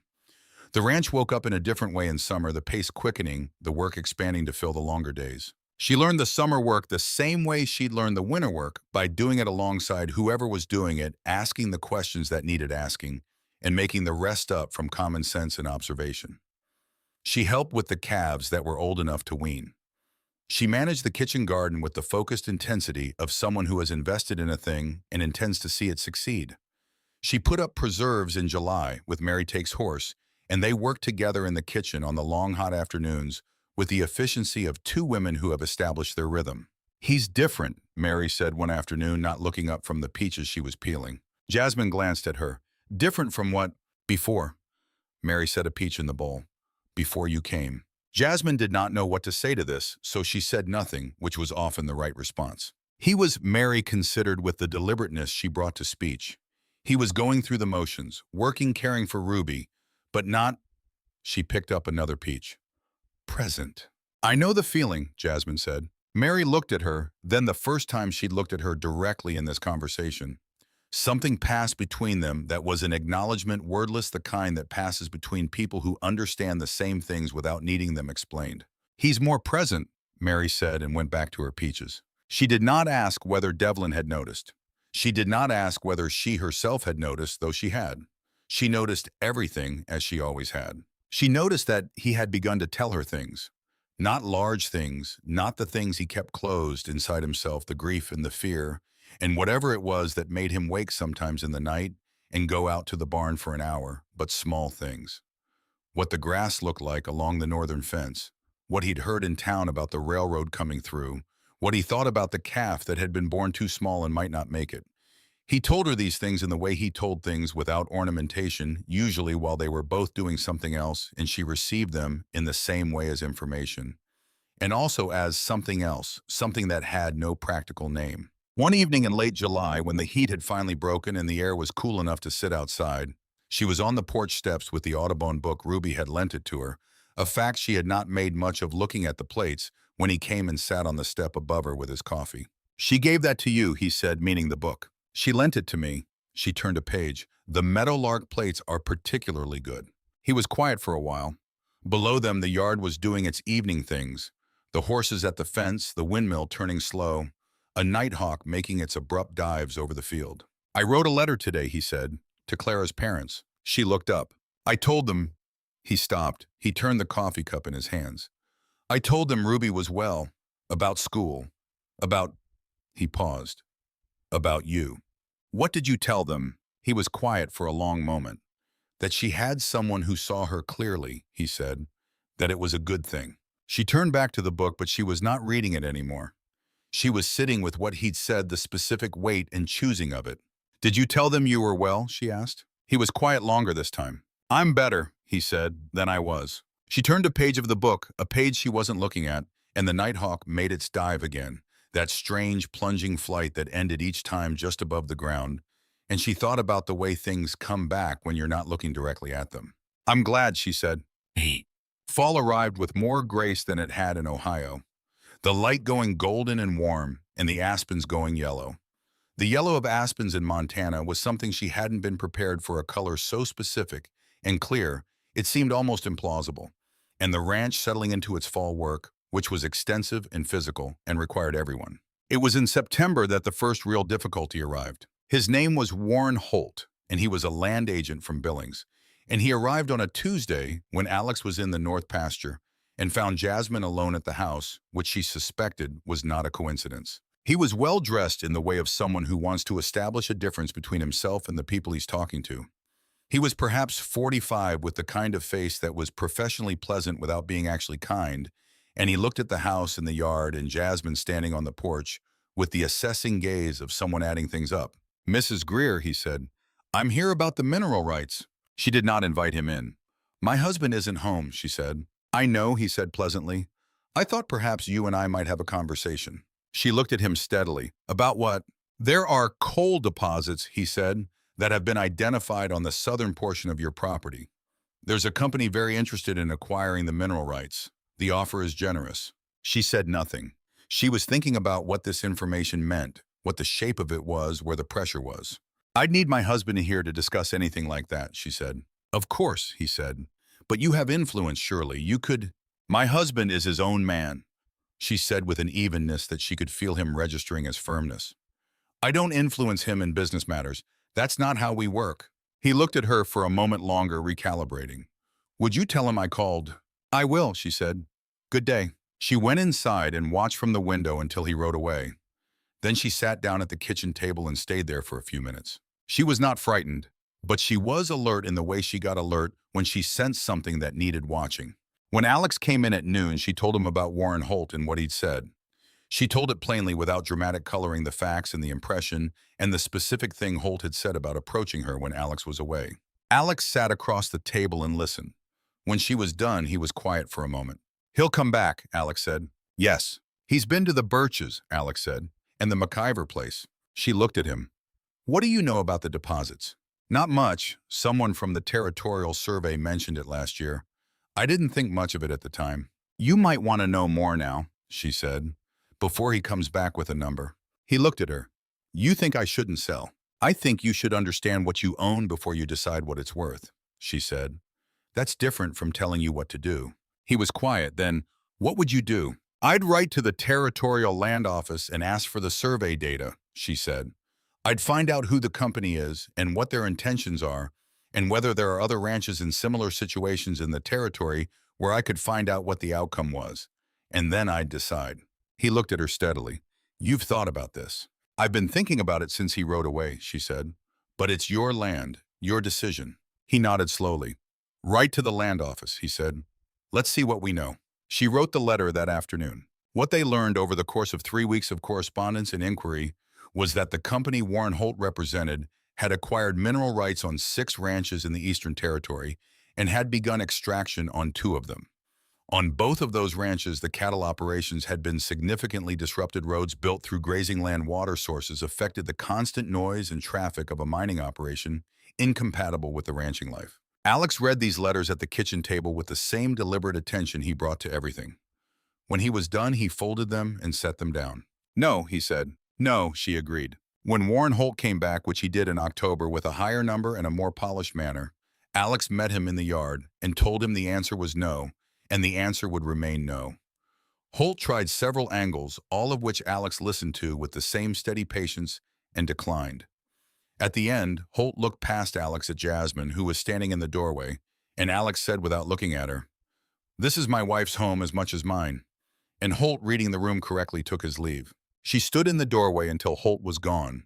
Then she went back inside and started dinner, and Alex came in and washed his hands at the basin and said without looking at her, "Thank you."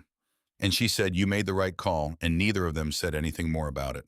But that evening, sitting at the table after dinner in the way they'd fallen into Ruby upstairs, Devlin, in the bunkhouse, just the two of them in the kitchen with the lamplight and the stove, and their respective quiet occupations, she became aware that something had shifted again, some further increment of the slow shift that had been happening all year. He was reading a letter from his brother in Kansas. She was doing accounts. She had taken over the household accounting in February with his knowledge and assent, and had found more order in the books than she'd expected from a man who seemed to have more patience for cattle than for figures. She was looking at the winter supply estimates when she felt his attention move from his letter to her in the way she'd learned to feel it without looking up. She did not look up. "Jasmine," he said. She said. The familiar pause. "I want you to know, this is—" He stopped again in the way of someone whose words have run ahead of their ability to say them. "This is not what I expected it to be, this year." She set down her pen. She looked at him across the table. "What did you expect?" she asked. He looked at his hands. "Convenience," he said. "Practical, a trade, something that—" He shook his head. "Not this." "What is this?" she asked quietly. He met her eyes. "I don't know what to call it," he said. "I know it's not enough to say, but I don't have the words." She looked at him for a long moment. At the face that had been getting less armored over months, the face she knew now in all its weathers, the particular quality of his silence in different moods, the way he laughed when he did laugh rarely, which made it worth more.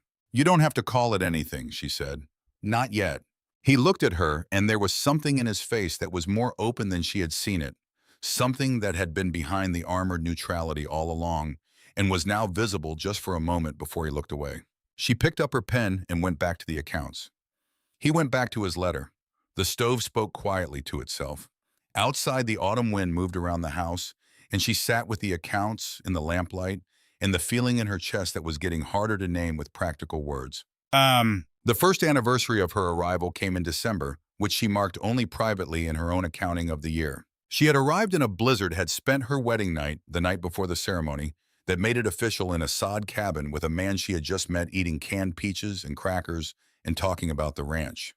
She had married a stranger on a cold December day and gone home to a house she didn't know with a child who was watching her for evidence of harm. She had been here a year. Ruby had memorized the entire meadowlark section of the Audubon book and could identify 14 species of bird by song and had taken first place at the county fair in drawing. This had happened in August and had been the occasion for the largest open expression of feeling Jasmine had seen from either father or daughter, both of them doing their very best to appear unmoved while being visibly moved, which had caused her to turn away and be busy with something else so they could have the moment. She had put up enough preserves for 2 winters and had expanded the kitchen garden to 3 times its original size and had ordered seed catalogs for spring. She had attended the quilting circle for 10 months and had finished a quilt of her own, a pattern called Bear's Paw, which Dora Watts had taught her worked in the blues and creams of Montana sky in winter. She had become a known presence in Harlan's Crossing, which was not the same as being fully accepted. That would take longer, perhaps years, but was a real thing, a place in the social fabric. Devlin had said to her in November with the bluntness that was his only style, "When you go," a pause, "you won't leave." She'd looked at him. "Why would I leave?" He'd shrugged with the shrug of a man who has seen things leave before. "People do." "I'm not people," she said. "I'm Mrs. Greer." He'd nodded and gone back to his work. She was Mrs. Greer. She had been thinking about what that meant over the course of the year. It had started as a practical identity, the name on the account at the mercantile. The name Ruby called her by, the name by which Harlan's Crossing understood who she was. But it had become something else over 12 months, something more personal, more internal. It had become the name of the life she was living. She was washing dishes on the 1st of December, a Saturday, thinking none of these things consciously, but all of them underneath, when she heard the back door open and close, and his footsteps familiar now as her own crossing the kitchen. He stopped. "You should sit down," he said. She looked back over her shoulder. He was holding an envelope, and his face had the specific quality of suppressed feeling that she had learned meant something had actually reached him. "What is it?" "Letter from Clara's parents," he said. He held it out to her. She dried her hands and took it. Clara's mother, a woman named Edith from Virginia, the only correspondent she'd had over the year because Clara's father was not a letter writer, had written this time not to ask about Ruby, but to say something else. She read it standing at the kitchen table. Edith had written, "I was afraid when Alexander wrote to tell us he was remarrying, that it was too soon, that it was a mistake made in grief and necessity. I have been watching from the letters, his and Ruby's both, for signs that I was right to be afraid. Instead, I have found in the way they write about you something that quiets my fear. Ruby writes of you the way she used to write of her mother. Not in the same words, you understand. She would never confuse the two. She is too honest a child, but with the same quality of attention, the kind she reserves for things that matter to her. I wanted you to know that. I wanted to say, from an old woman to a woman I have not met, thank you for caring for her as if she were your own." She stood for a moment with the letter in her hands. Alex said, "You don't have to say anything." "I know." She folded the letter and set it on the table carefully, the way she set the drawings Ruby gave her. Then she stood at the table with her hands flat on it and her head bowed just slightly, not in grief, but in something more like the quality of receiving. He came around the table. She was aware of him coming around the table, and then he was beside her, close enough that she could feel the warmth of him, and he put his hand over hers on the table. Just his hand over hers. Both of them still. She turned her hand over under his, palm up, receiving. They stood like that for a long moment, not speaking, the kitchen around them, doing its familiar things, the stove ticking the wind, speaking at the windows, the ordinary December afternoon going on outside. His thumb moved once across the back of her hand, and she felt it all the way through her, and she stayed very still. "Jasmine," he said. "Yes," she said. He turned toward her, and she turned toward him, and in the kitchen of the ranch house, with the December light coming flat and cold through the windows, he put his hand against her face, and she let him, and he kissed her. Not the forehead this time, not the careful, honorable forehead kiss of the wedding day, but her mouth, careful, still, deliberate, still but hers, and she kissed him back. It was brief. When it was over, they stood in the kitchen, looking at each other, and the winter light came in around them, and the stove ticked its domestic tick, and outside somewhere a magpie called. "I'm sorry," he said. "I should have asked." "No," she said. "Don't be sorry." He looked at her. Something in his face was doing what she did not have words for. Not surprise, not relief, something more elemental, something that had been waiting. "I don't know how to do this," he said. "Neither do I," she said. "Particularly." She looked at him steadily. "But we've been doing a lot of things neither of us knew how to do. We've done them reasonably well so far." The almost smile, the real smile this time, the one she had been watching him inch toward for months, had arrived, and it changed his face entirely, made it younger and more open and more itself. And she stood looking at it and thought that she had done many difficult things in her life. And this one, whatever it was and wherever it went, was going to be worth every bit of the difficulty. "Yes," he said, "we have." The new year came in on the heels of cold that froze the creek again and drove everyone inside and made the ranch a small and quiet world of its own. She brought her books to the sitting room, and Ruby brought her drawings, and Alex brought his accounts, and they spent evenings around the fire in a way that had by now the quality of a habit, which was what a home was made of, she thought. Not the large gestures, but the habits, the accumulated pattern of ordinary evenings. Ruby was different in January of the second year than she had been in January of the first. Not different in any sudden or dramatic way that was not Ruby's way, but the drawing had expanded. She was painting now with the watercolors, and the paintings were moving from observation to something closer to expression, from drawing what she saw to drawing what she felt. The meadowlarks had been joined by imaginary creatures, hybrids of bird, and place a hawk with a snow cloud's wings, a sparrow made of autumn grass.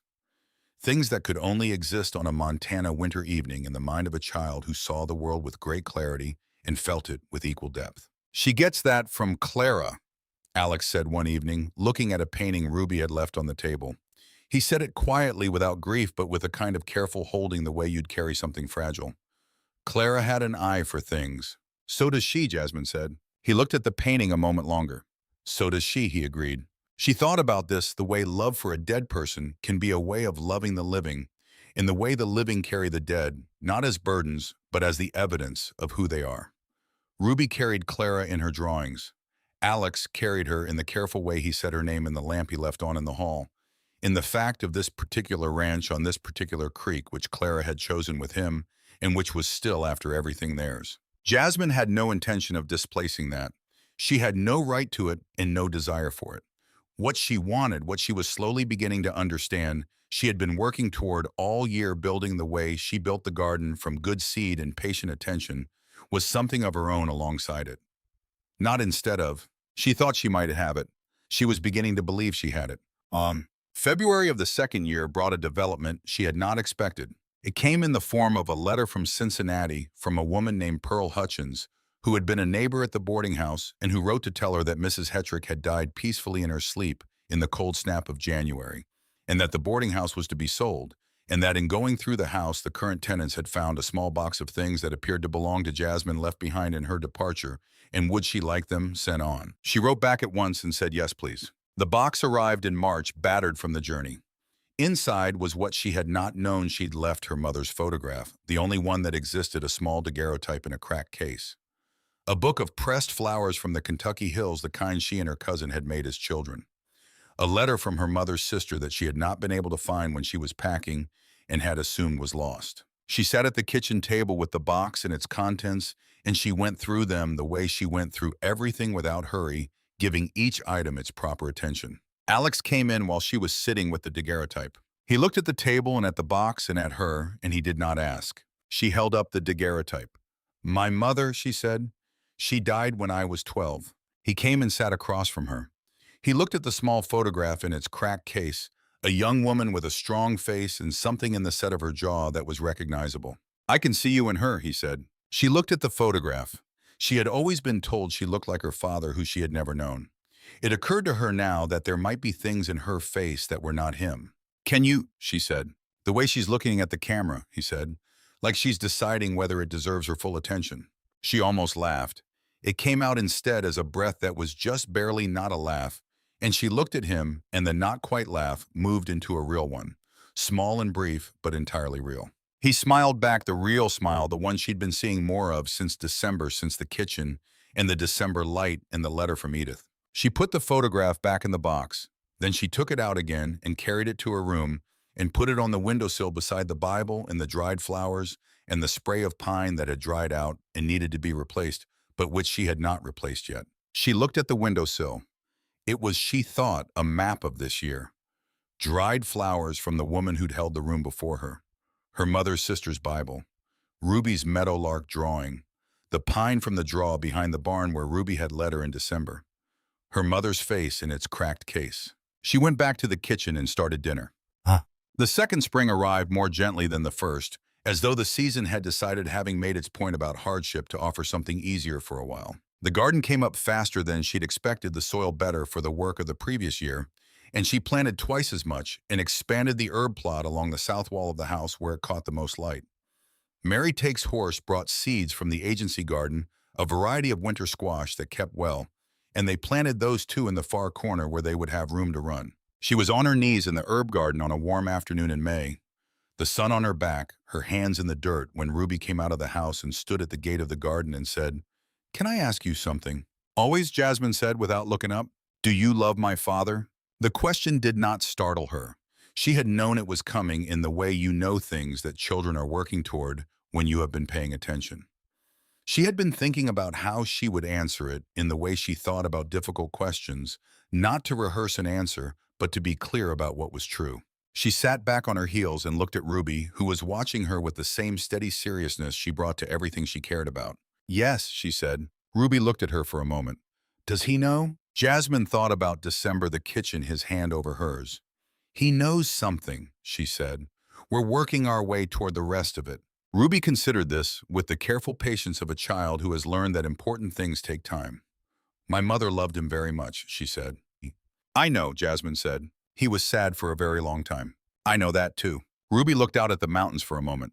Then, "He's not as sad anymore," she said. It was a statement, not a question. "No," Jasmine said, "he's not." Ruby looked back at her. "I think that's because of you," she said with the directness of a child who says what is true, without the adult instinct to soften it into something safer. Jasmine looked at her for a moment. Something that was not quite emotion moved through her.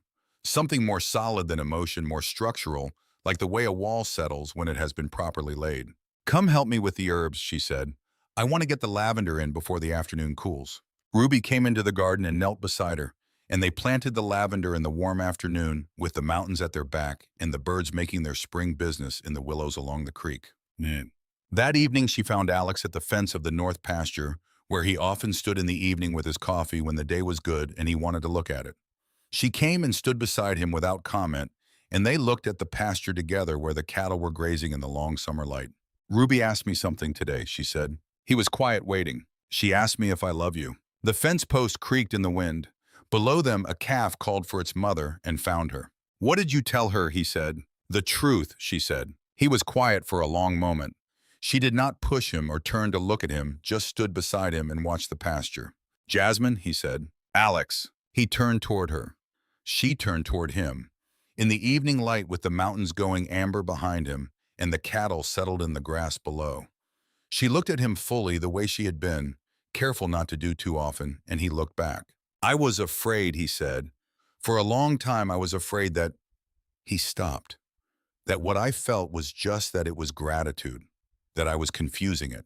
And now I think a man can feel gratitude and love at the same time," he said, "and that the gratitude doesn't make the love less." She held this. She let it settle the way she let everything settle, giving it its proper weight. "No," she said, "it doesn't." He reached over and took her hand. Not the careful, brief touch of the kitchen in December. This was deliberate. His fingers lacing with hers, the specific act of a man holding on to something he intends to keep. They stood at the fence with their hands linked, and the summer evening around them, and the mountains going through their colors, and she thought about the letter she'd written in a boarding house in Cincinnati, the practical letter that had described what she could do instead of what she looked like, and how she could not have predicted this, standing from it. Could not have predicted this man, this child, this land, with its enormous sky, this life that had turned out to be of all things hers. She was not sentimental. She was not given to conclusions that arrived before their time. But she knew, standing at that fence in the summer light with his hand in hers, that she had found the thing she had been, without quite knowing it, looking for. Not a rescue, not a romance in the way of novels and stories. Something harder and quieter and more real than that.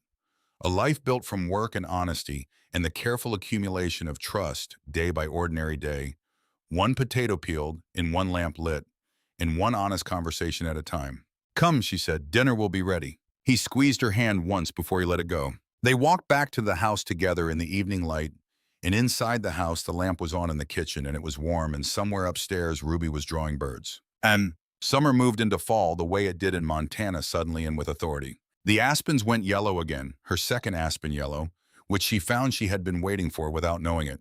And the cold came back into the mornings, and the air had that crisp, specific quality that meant the world was getting ready for something. She got the garden in a larger harvest than the year before, the squash exceptional, the root vegetables enough to last well past spring, and put it up with Mary, who had begun to call her by her first name sometime in June without ceremony or announcement. She was in the barn in early October, settling the horses for a cold night, when she heard Alex come in, and she heard in the quality of his footsteps that something was different. She turned around. He was standing in the barn doorway with his hat in his hand, which was a thing he did when he was about to say something that cost him, and he was looking at her with the expression she had learned most carefully over the past year, the expression that meant the armor was entirely down. "The north fence needs work," he said. She waited. "I've been thinking." He turned his hat in his hands. "I need help with the north fence, and the haying next fall is going to be more than Devlin and I can manage if the herd grows the way I think it will." He paused. "I could hire someone, or—" He stopped. She looked at him steadily. "Or I could write to my brother," he said. "Thomas. His situation in Kansas has been—" He stopped again. He was not.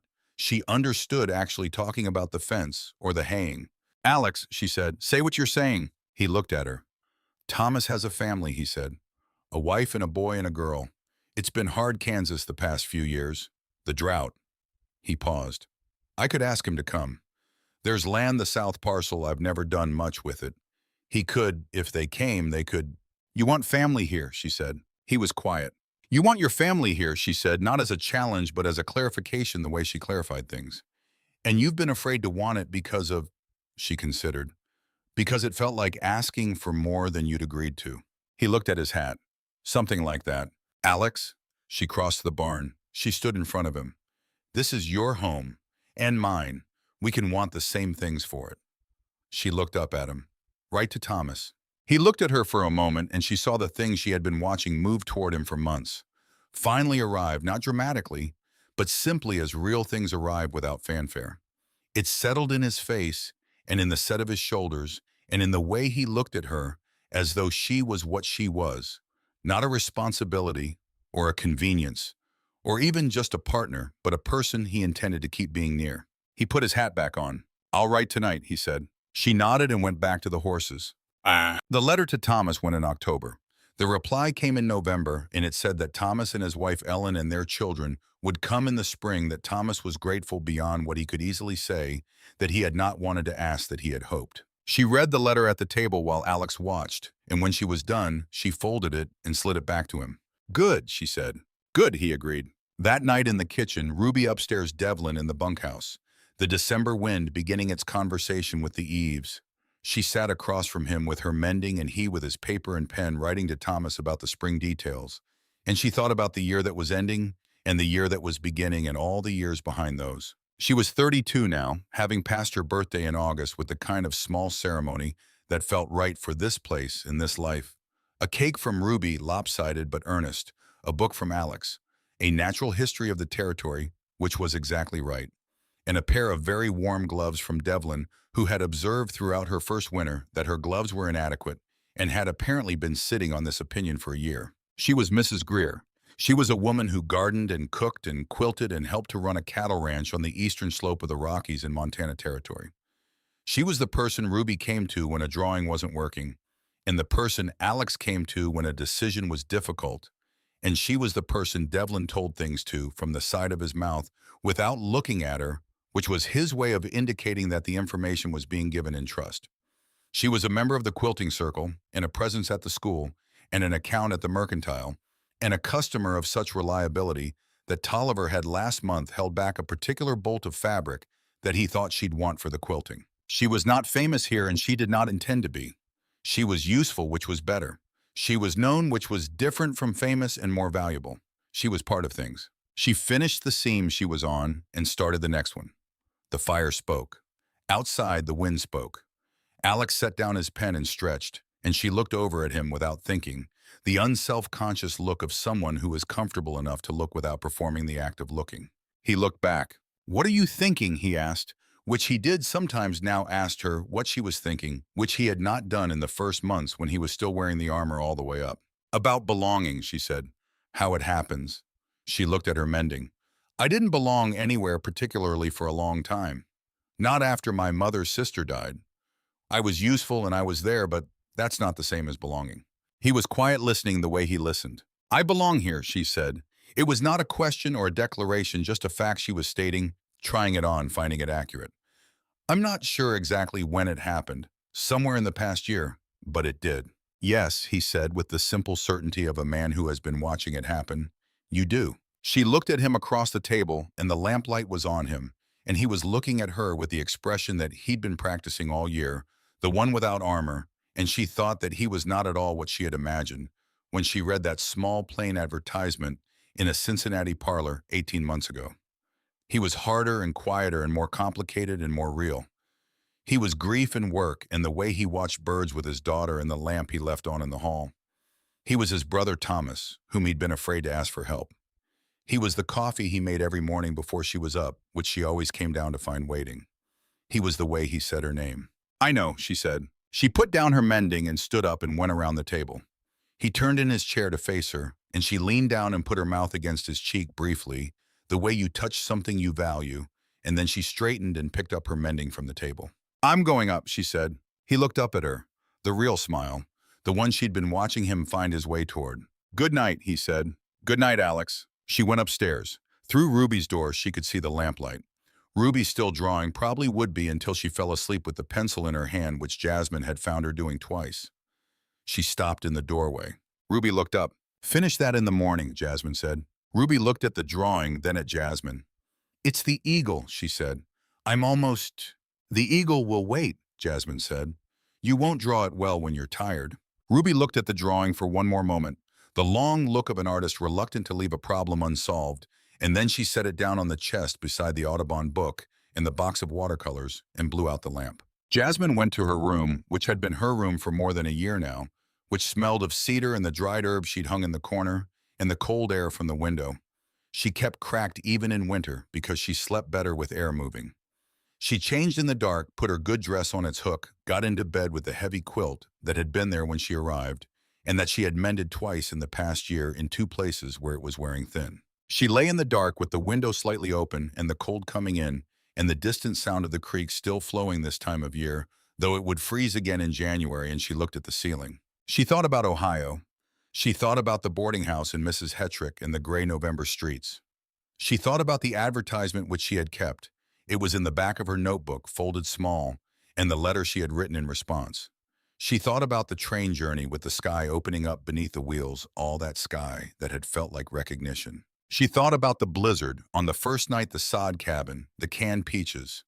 She thought about Devlin and Mary Takes Horse and Nora Birch and Dora Watts and Lotta Patterson and the one drawing Ruby had given her and the others that had followed.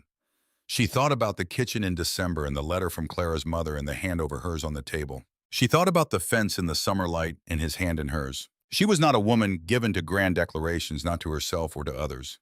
But lying in the dark in her room in this house that was hers, she allowed herself the small, quiet recognition that she had built something real here.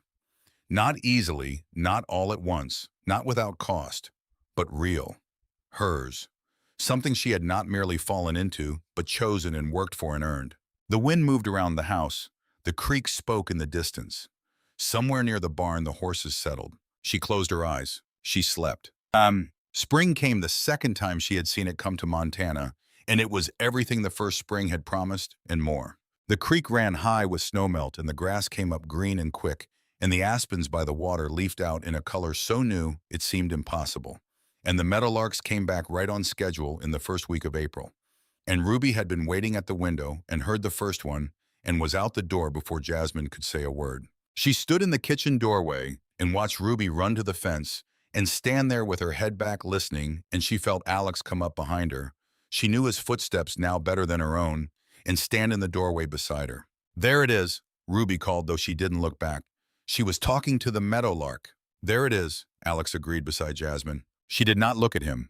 She looked at Ruby, at the fence and the creek beyond and the mountains beyond that, and she felt him standing beside her, the warmth and solidity of him, and she thought about everything that had brought her here and everything that would come next. Thomas and Ellen and their children were coming in May. There was the south parcel to prepare the small house on it that needed repair before anyone could live there. There was the herd expansion and the north fence and the summer's work, which was already enormous in the planning. There was Ruby's schooling, which was going well enough that Lotta Patterson had come out in March to tell them that Ruby should be considered for advanced study in the fall, perhaps correspondence with the territory school board. There was all of it, the ordinary and the extraordinary, all tangled together, the way life tangled things together and could not be sorted out. She had stopped trying to sort them. She had learned over 2 years that the unsorted life was fuller than the sorted one, that the tangle was where most of the living happened. The lavender is going to come up early this year, she said. He made a sound that meant he was listening. I want to expand it along the whole south wall. If I can get it established this year, it'll be enough to dry and sell to Tolliver by next fall. He said there are women in Billings who buy dried lavender. She watched Ruby at the fence. It would bring in a bit extra. Do it, he said. She turned to look at him. He was looking at her, not at Ruby, and in the morning light that was still the New Year light, all clarity and possibility, he was looking at her with the full attention she had learned to receive without deflecting. You heard from Thomas yesterday, she said, about the house. He thinks they can come by the 15th. I'll write to Ellen about what she'll need to know, Jasmine said. About the winters, the supplies, what to bring. She'll appreciate that, he said. I don't know that. She smiled slightly. But I'll tell her anyway. What I wish someone had told me. He reached over and tucked a strand of her hair back where it had escaped from the braid. A quick practical gesture, but also not entirely practical. The kind of gesture that has become natural and does not require thought anymore. What would you have told yourself, he said, if you could write back to her? She thought about this honestly. That the work is real, she said. That the cold is real. That the town takes time. She paused. That what comes from it is also real. She looked at the mountains. That the sky is bigger than you think. He was quiet. I would have told her, she said, to come anyway. He put his arm around her shoulder, careful, still always careful, but present, warm, entirely there. And she leaned against him slightly, the lean of someone who has decided that leaning is all right, that having something to lean on does not make you less yourself. Ruby turned from the fence and ran back to the house alive with the meadowlark news and came through the gate with the specific brightness she had on mornings that gave her something to paint. She stopped when she saw them in the doorway. She looked from one to the other with the assessment she had always had, the clear, direct taking stock of a child who misses nothing. Then she said, "Can we have pancakes?" Jasmine laughed fully, not the careful sound that was almost not a laugh, but the real thing. "Yes," she said, "we can have pancakes." Ruby went into the house. Jasmine straightened from the lean and turned back toward the kitchen, and Alex followed her in, and the door closed behind them, and the morning went about its business. The fire in the stove, the batter, the table set for three, the meadowlark singing somewhere beyond the window. The day opened up in front of them, ordinary and entire. They went into it.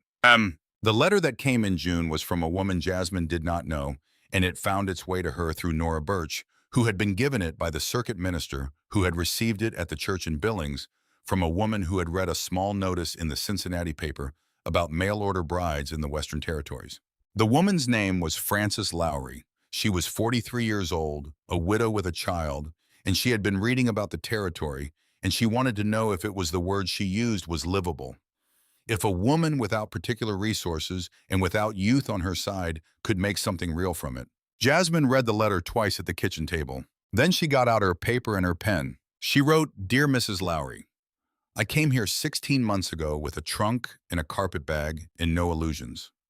I will tell you what I know, which is what I wish someone had told me." She wrote for 2 hours. She wrote about the cold and the work and the isolation and the specific ways that the winter could press on a person who was not accustomed to it.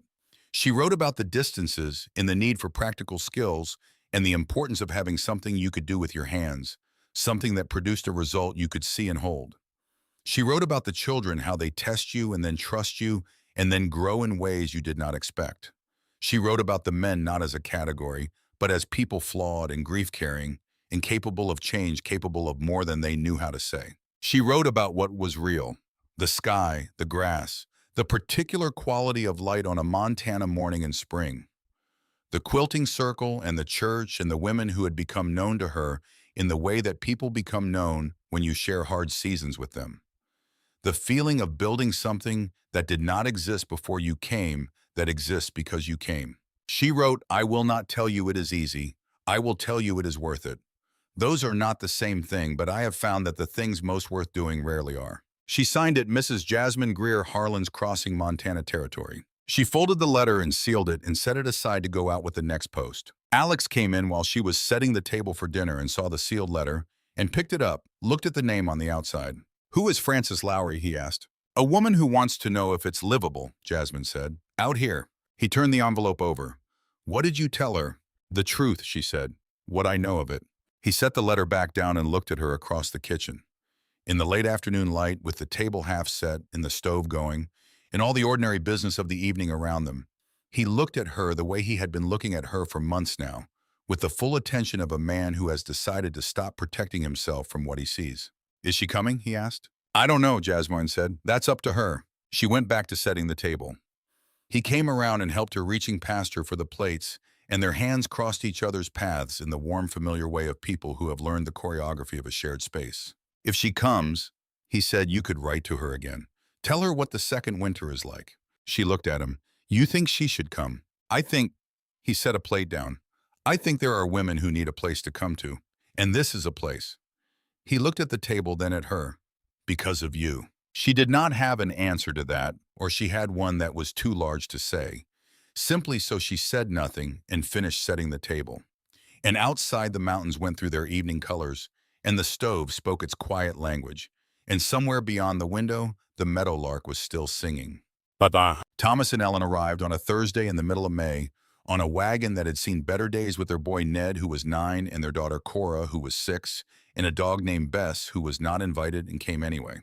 The South Parcel house was ready. She and Alex had worked on it through April, repairing the roof and the windows and the floor, and she and Ellen had corresponded for 3 weeks, and she knew the dimensions of the space and had thought carefully about what would make it livable for a family arriving with nothing to spare. Ellen Greer was a small woman of 38 who had been worn down by the Kansas years and who arrived with the particular expression of someone who has been hopeful before and is being very careful about being hopeful again. She looked at the house and the land and Jasmine and her children, all with the same careful measuring gaze, and Jasmine received this without offense because she understood it perfectly. "The stove is sound," Jasmine said, showing her through the small house. "The well is good. We tested it last week. The root cellar is small, but I've put in provisions to start you. We'll expand it in the fall." Ellen looked at the root cellar, at the provisions, at Jasmine. "You put this together," she said. "We did," Jasmine said. "Alex and I both." Ellen nodded slowly. "Alex wrote to Thomas about you," she said. "He's not, Alex doesn't often—" She stopped, started again. "He wrote more about you than he has about anything in years." Jasmine said nothing. "He said," Ellen said carefully, as though reading something she had memorized, "that you were the most capable person he had ever met and that he didn't know what he would have done without you." She stood in the small house and received this.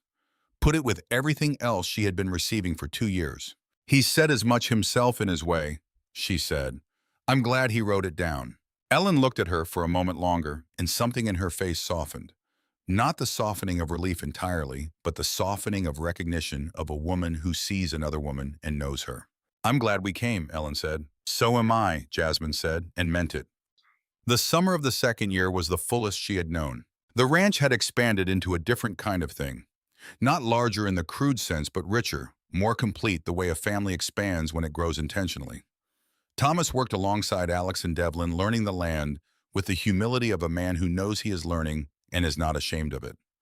Ellen found her footing gradually with the help of Mary Takes Horse and the quilting circle which welcomed her as it had welcomed Jasmine, and by midsummer was settling into the work with the determination of a woman who intends to survive. The children were a different matter. Ned and Cora and Ruby and the dog Bess together made a kind of noise around the ranch that had not been there before. A noise that was occasionally chaotic and always alive. And Jasmine watched Ruby in the middle of it and saw something she had been watching for and had not been sure would come ease. Ruby was easy with Ned and Cora, not performing friendliness, not being cautious, easy the way she was easy in her garden or with her drawings in the particular naturalness of a child who has found the right conditions for growing. She taught Cora to look at birds patient and methodical, and she argued with Ned about nearly everything with a ferocity that seemed to delight both of them. And in the evenings when the children were all called in, she came in sunburned and noisy in a way she had never been in the first year. Alex watched this from the fence one evening in July, and Jasmine came and stood beside him. "Look at her," he said. She looked. Ruby was chasing Bess across the yard with a stick. Laughing, actually laughing, not the careful, almost laugh she'd been doing since Clara died, but the real thing surprised out of her, uncontrolled, the laughter of a child who has forgotten to hold things carefully. "Yes," Jasmine said. He put his arm around her, not the careful arm, not the deliberate arm, but the arm of a man who does not have to think about it anymore. She leaned. They watched the children until the light was gone. By fall, she had made her peace with what she was. She was not and never would be Clara Greer. She was not a replacement or a sequel or an improvement. She was a different thing entirely, the person who came after, who carried different history and brought different gifts, and who had learned this family without being born into it, and had been learned by them in return. She was Jasmine Coltrane Greer, who had grown up in the Kentucky hills and kept house in a Cincinnati boarding house, and answered an advertisement in a church widow's newspaper, and arrived in a blizzard and made a life. She was good at her work. She was honest. She was warm without being sentimental and direct without being harsh. And she cared deeply about the people in her care, not because caring was required of her, but because she was the kind of person who cared, and this place and these people had given that caring somewhere to go. She had a garden that would feed them through winter. She had a room of her own that was now also not entirely her own, in the way that all the good private things eventually opened to include others. She had a child who was not her daughter and whom she loved with the specific love that is not possession, not that fierce belonging love of blood, but something more chosen, more deliberate, and in its way, more surprising. She had a man who was not what she'd expected, and was not easy and was not finished healing, and who loved her in the careful, particular way of a man who has learned that love can be lost and is therefore very careful with it. And she was learning to receive that care with the same care she brought to everything. She had a place, a direction, a life that was hers. The 2nd December came, and with it, the cold. And with the cold, the particular beauty she had learned to see in Montana winters, the impossibility of the stars, the blue-white mornings, the way the smoke from the chimney went straight up into a still cold sky. She stood on the porch one morning in the last week of December, wrapped in the heavy shawl she'd made from the wool she'd bought in October, and looked at the sky and the mountains and the ranch that was hers, in the way that things become yours when you have worked for them. Inside the house, Ruby was drawing. Inside the bunkhouse, Devlin was doing what Devlin did on cold mornings, which was making coffee and moving slowly and deliberately through the small, necessary rituals of a man who has learned to keep himself tethered to the world with such things. In the south parcel, Thomas and Ellen were beginning their day with the sound of children and a dog. In the barn, the horses were warm and fed. The door opened behind her. Alex came out with 2 cups of coffee, which he had been doing in the mornings for several months now, appearing at the door when she went out to look at the weather, and bringing her coffee as though this were always the plan, as though he had been looking for a way to be useful to her and had found this particular one. She took the cup. He stood beside her. "More snow coming," she said. "Tonight," he said. They drank their coffee in the cold. The mountains were there. The sky was there. The meadowlarks were gone for the season, but would be back in April, and she would be here when they came. "Alex," she said. I'm glad I came." He was quiet for a moment, then "I know." She looked at him sideways. "That's all?" He turned to her, and the real smile was there, the one she had watched him find. And in the December morning, with the cold and the coffee and the mountains, he looked at her with all the things he didn't have easy words for, but that had found their way into the lamp in the hall, and the coffee on the porch, and the arm around her shoulders, and the way he said her name. "I'm glad you came," he said. "Every day." He turned back to the mountains. "Every single day." She turned back to the mountains, too. The cold morning was enormous and still around them. The smoke from the chimney went straight up. Inside the house, Ruby was drawing birds. They stood there together, the 2 of them, until the coffee was gone. Then they went inside. It was Dora Watts who told her about the Halverson girl. She said it at the quilting circle in March of the 3rd year, in the way Dora said most things directly, and without ceremony, the way of a woman who has outlived the patience for indirection. "There's a girl out at the Halverson homestead," she said, threading a needle with the steadiness of a hand that has done this 10,000 times. 16. Father died in January. Mother's been gone 3 years. The brother is 14 and not capable. The circle was quiet in the way of a group of women who are absorbing information that requires response. "Who's been out there?" Nora Birch asked. "No one for a month," Dora said. "They've been managing." "Managing how?" Ellen said. Ellen had been coming to the circle since October and had taken to it with a thoroughness she brought to things that were worth taking to. A girl of 16 and a 14-year-old boy in a winter like this one. "That's the question," Dora said. Jasmine had been working a border section, the same bear's paw pattern she had learned from Dora a year and a half ago, and she set it in her lap and looked at the window where the March cold was still pressing flat against the glass. "Where is the homestead?" she asked. Dora looked at her. 8 miles north, up the draw." "What do they need?" "Food," Dora said. "Company. Someone to look at the situation and tell us whether they can stay or whether we need to do something else."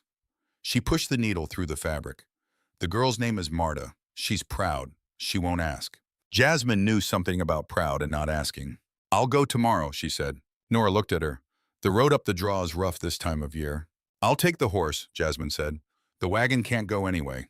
There was a small silence in the circle, and then the needles moved and the conversation moved with them, and the matter was settled. She told Alex that evening plainly there was a girl and her brother at the Halverson place, and she was going to look in on them tomorrow. He looked at her across the kitchen table. "I know the place," he said. "Halverson had cattle. No idea what happened to them." "She might," Jasmine said. He nodded. "I'll come." She looked at him. "You don't have to." "I know," he said. "I'll come anyway." They went up the draw the next morning on horseback, which was easier than it had any right to be given the time of year, the snow having packed hard and the horses being steady on it. The Halverson homestead appeared around a bend in the creek, a small place well built for what it was, with signs of care in the way the woodpile was stacked and the barn door was hung. A girl came out of the house when they rode in. She was slight for 16 and held herself with the uprightness of someone who is conserving energy for whatever might be needed. Her face was her father's, probably angular, decisive, already shaped by the country in the way that faces shape when they begin young in hard places. "I'm Jasmine Greer," Jasmine said from the horse. "From down at the Greer place on the creek. This is my husband, Alex." She paused. "Dora Watts at the quilting circle mentioned you might be due a visit." The girl looked at them. "We're fine," she said. "Not rudely. Factually." "I'm sure you are," Jasmine said. "I brought food anyway." She had packed the saddlebags with the things that kept: salt, pork, dried beans, cornmeal, a tin of molasses, dried apple. She had packed them without asking whether they were needed because she had understood from Dora's characterization of pride that asking would get her nowhere. She dismounted and took down the bags and carried them to the door, and the girl Marta stood aside to let her in. Inside, the brother Lasse, she learned, was at the table with a harness piece he was attempting to repair. He was a large boy who had not quite grown into his size, with his sister's same uprightness and the careful eyes of a child who has been making decisions too adult for his age. She set the food on the table. She looked around the room with the practical attention she brought to houses that needed assessing. The fire was adequate. The room was cold but survivable. There were dishes in the dry sink and a pot with something in it on the stove, which meant they were eating. The larder was bare in a way that told her they had been rationing for some time, but they had been rationing intelligently. "You've been managing well," she said to both of them. It was not flattery, it was the truth. Marta looked at her with the same assessment without the pride getting in the way of it. "We've managed," she said. "The cattle?" Jasmine asked. "Sold 7, Lasse said. Before winter. Enough to get through, if we're careful." He looked at the harness in his hands. "The other 4 are fine. I've been seeing to them." "What about in the spring?" Jasmine asked. "What's the plan?" Marta and Lasse looked at each other. It was the look of two people who have been having this conversation between themselves, who have been not knowing the answer but not wanting to say so. "We don't have one," Marta said. Flat honest, the admission costing her. Jasmine sat down at the table. She did not do it to establish authority or to make herself comfortable. She did it to make the conversation more equal, to bring herself to their level rather than standing above it. "Tell me what your father had going here," she said. "What the operation looked like." They told her. It took a while, and it was detailed because both of them knew it precisely the way children know the things they have grown up working on. The cattle were the center of it, but there were chickens and a small garden and a stand of timber on the upper part of the property that the father had been selling as winter fuel. "The timber," Jasmine said. "Can you continue that?" "If someone will buy it," Lasse said. "We buy winter fuel," Jasmine said. "So do the Birches and the Pattersons and most of the town." She looked at him. "Can you handle an axe?" "I've been doing it since I was 11, he said without pride as a fact. She looked at Marta. "What do you do best?" Marta looked at her. It was a real question, and she took it seriously.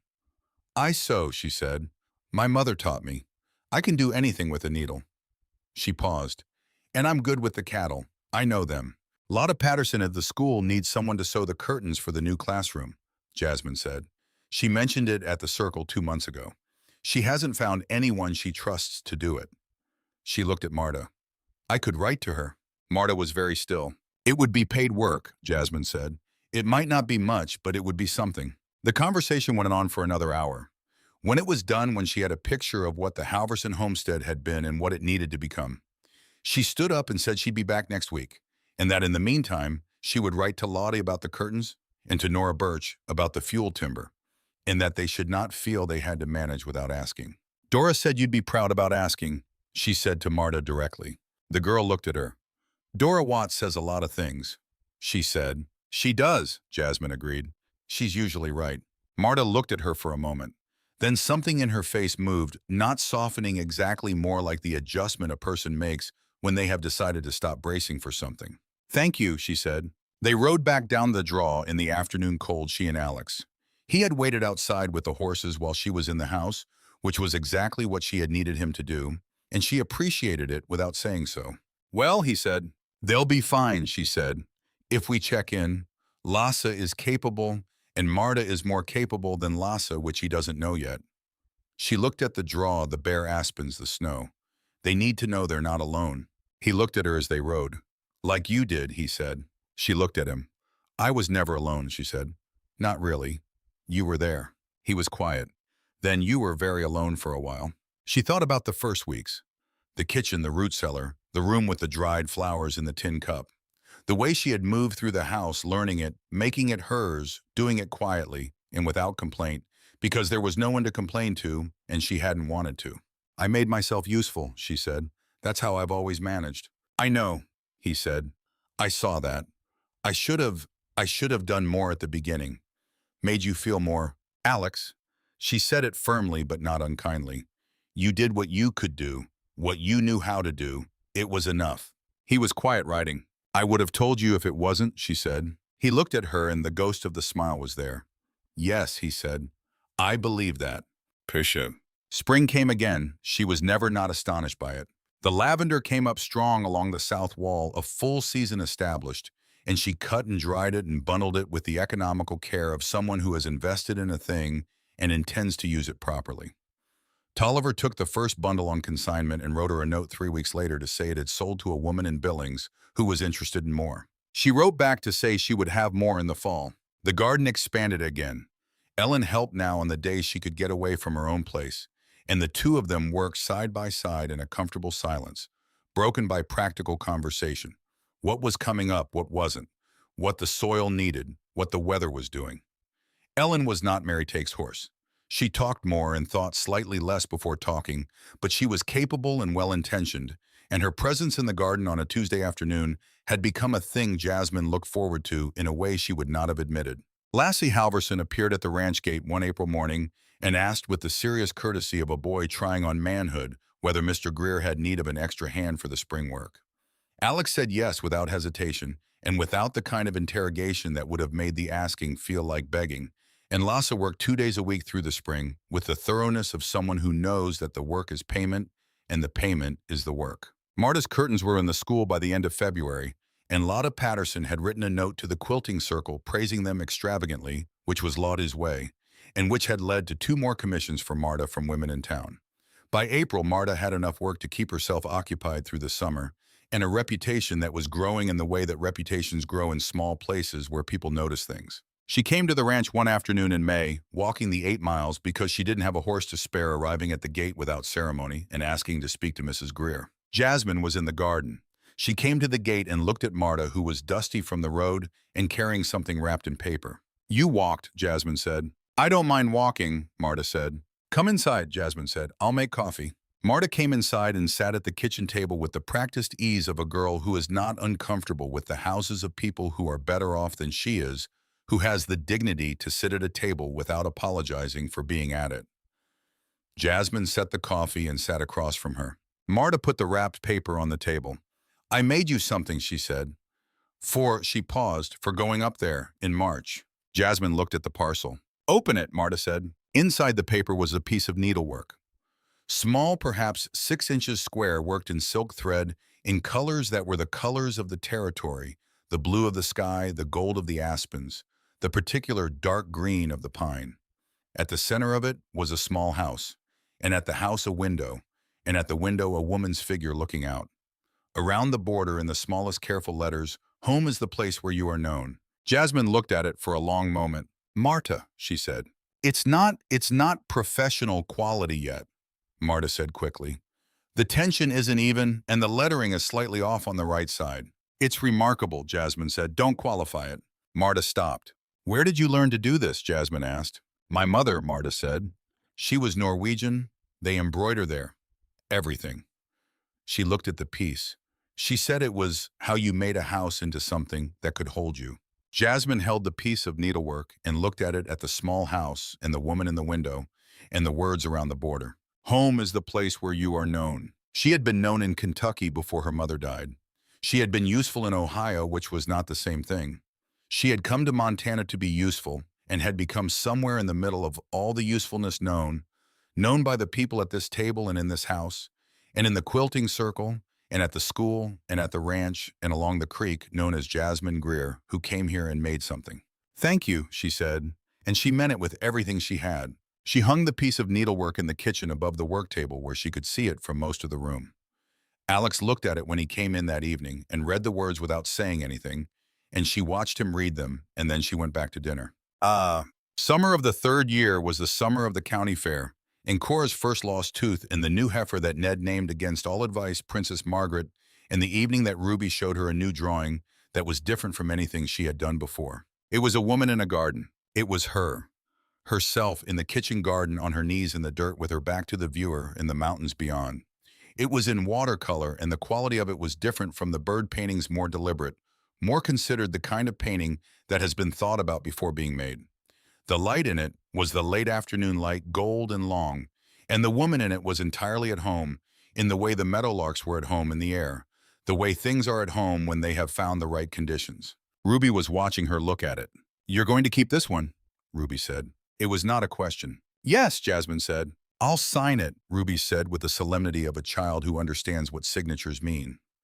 She took it back, and in the lower corner, in the small, careful letters she used for the titles of her paintings, R. Greer and the date, and below that, in slightly smaller letters, for Mother. Jasmine looked at the painting and at those two words, and the thing in her chest that had no practical name was very large and very quiet. She put the painting on her windowsill beside the Bible and the daguerreotype, and the dried flowers in the tin cup which she had been replacing seasonally now, and she stood and looked at the windowsill that was the map of her life here. Her mother's face, her mother's sister's Bible, Ruby's meadowlark, Marta's needlework which she had duplicated in a smaller version to fit the windowsill, the winter flowers from the first winter, replaced by spring flowers, replaced by summer flowers, replaced again. And now this painting of a woman in a garden. She was in the painting, she was in the house, she was in the ranch, in the town, in the quilting circle, in the school, in the account, at Tolliver's Mercantile, and the lavender Tolliver sold to the woman in Billings, and the curtains Marta had sewn, and the birds Ruby had learned to see, and the hands she had warmed, and the meals she had made, and the conversations she had had in kitchens, and at fences, and in church halls. She was in all of it, and all of it was in her. She was home. Awesome. August brought the letter from Frances Lowry. She had written once more in the spring. Jasmine had answering questions that Frances had sent in reply to her first letter, and she had answered them all honestly the same way. Here is what I know. Here is what it costs. Here is what it gives back. Frances Lowry's letter in August said, "I have made my decision. I will be arriving in October. My child is a boy of 9.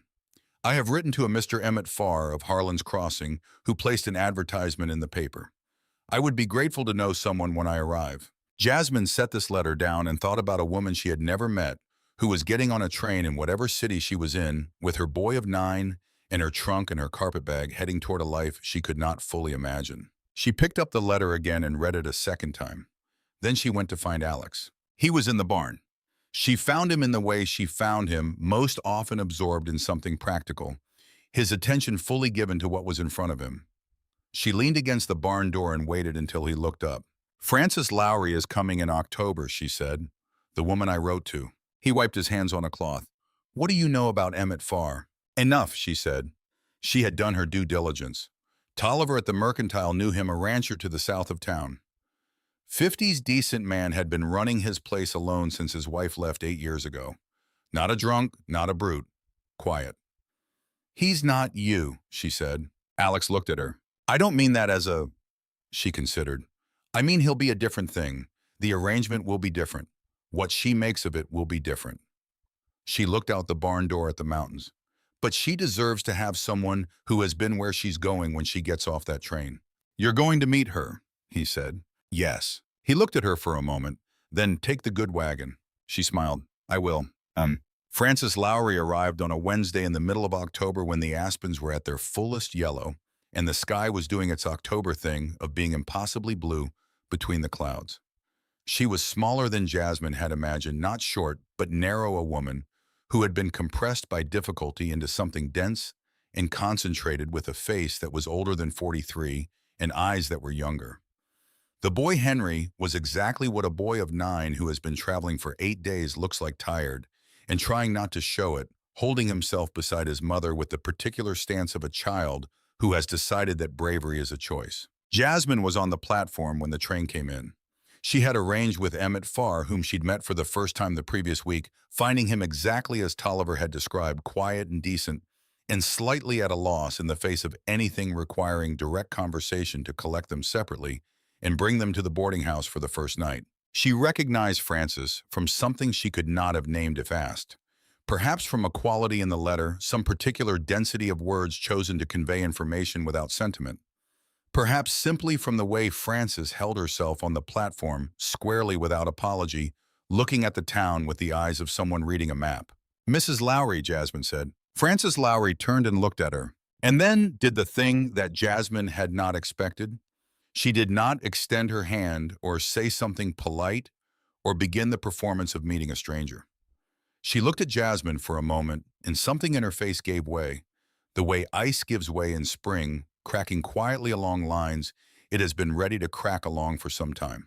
"Mrs. Greer," she said, "you look like your letters." Jasmine blinked. "Do I?" "Solid," Frances said, which is meant well. Jasmine looked at her. Then she laughed the real laugh, the uncontrolled one. "Thank you," she said. "I think." Henry looked between them. "Are we staying?" he asked his mother practically. "We're staying," Frances said. They walked off the platform together, the three of them, into the October morning, with the aspens going gold and the mountains in the distance and the smell of coming cold in the air. She showed Frances the town, the mercantile where Tolliver greeted Frances with the careful neutrality he reserved for newcomers until he had an opinion of them. The school where Lotta Patterson came out and shook Frances's hand with the formal grace that was her way, and looked at Henry with the eyes of a teacher who sees a student and is already thinking about what kind. The quilting circle, which was not meeting that day, but whose member she described Dora Watts, who was formidable and trustworthy and would require Frances to meet her honestly. Nora Birch, who was the backbone of the community's social life and who would become a necessary friend.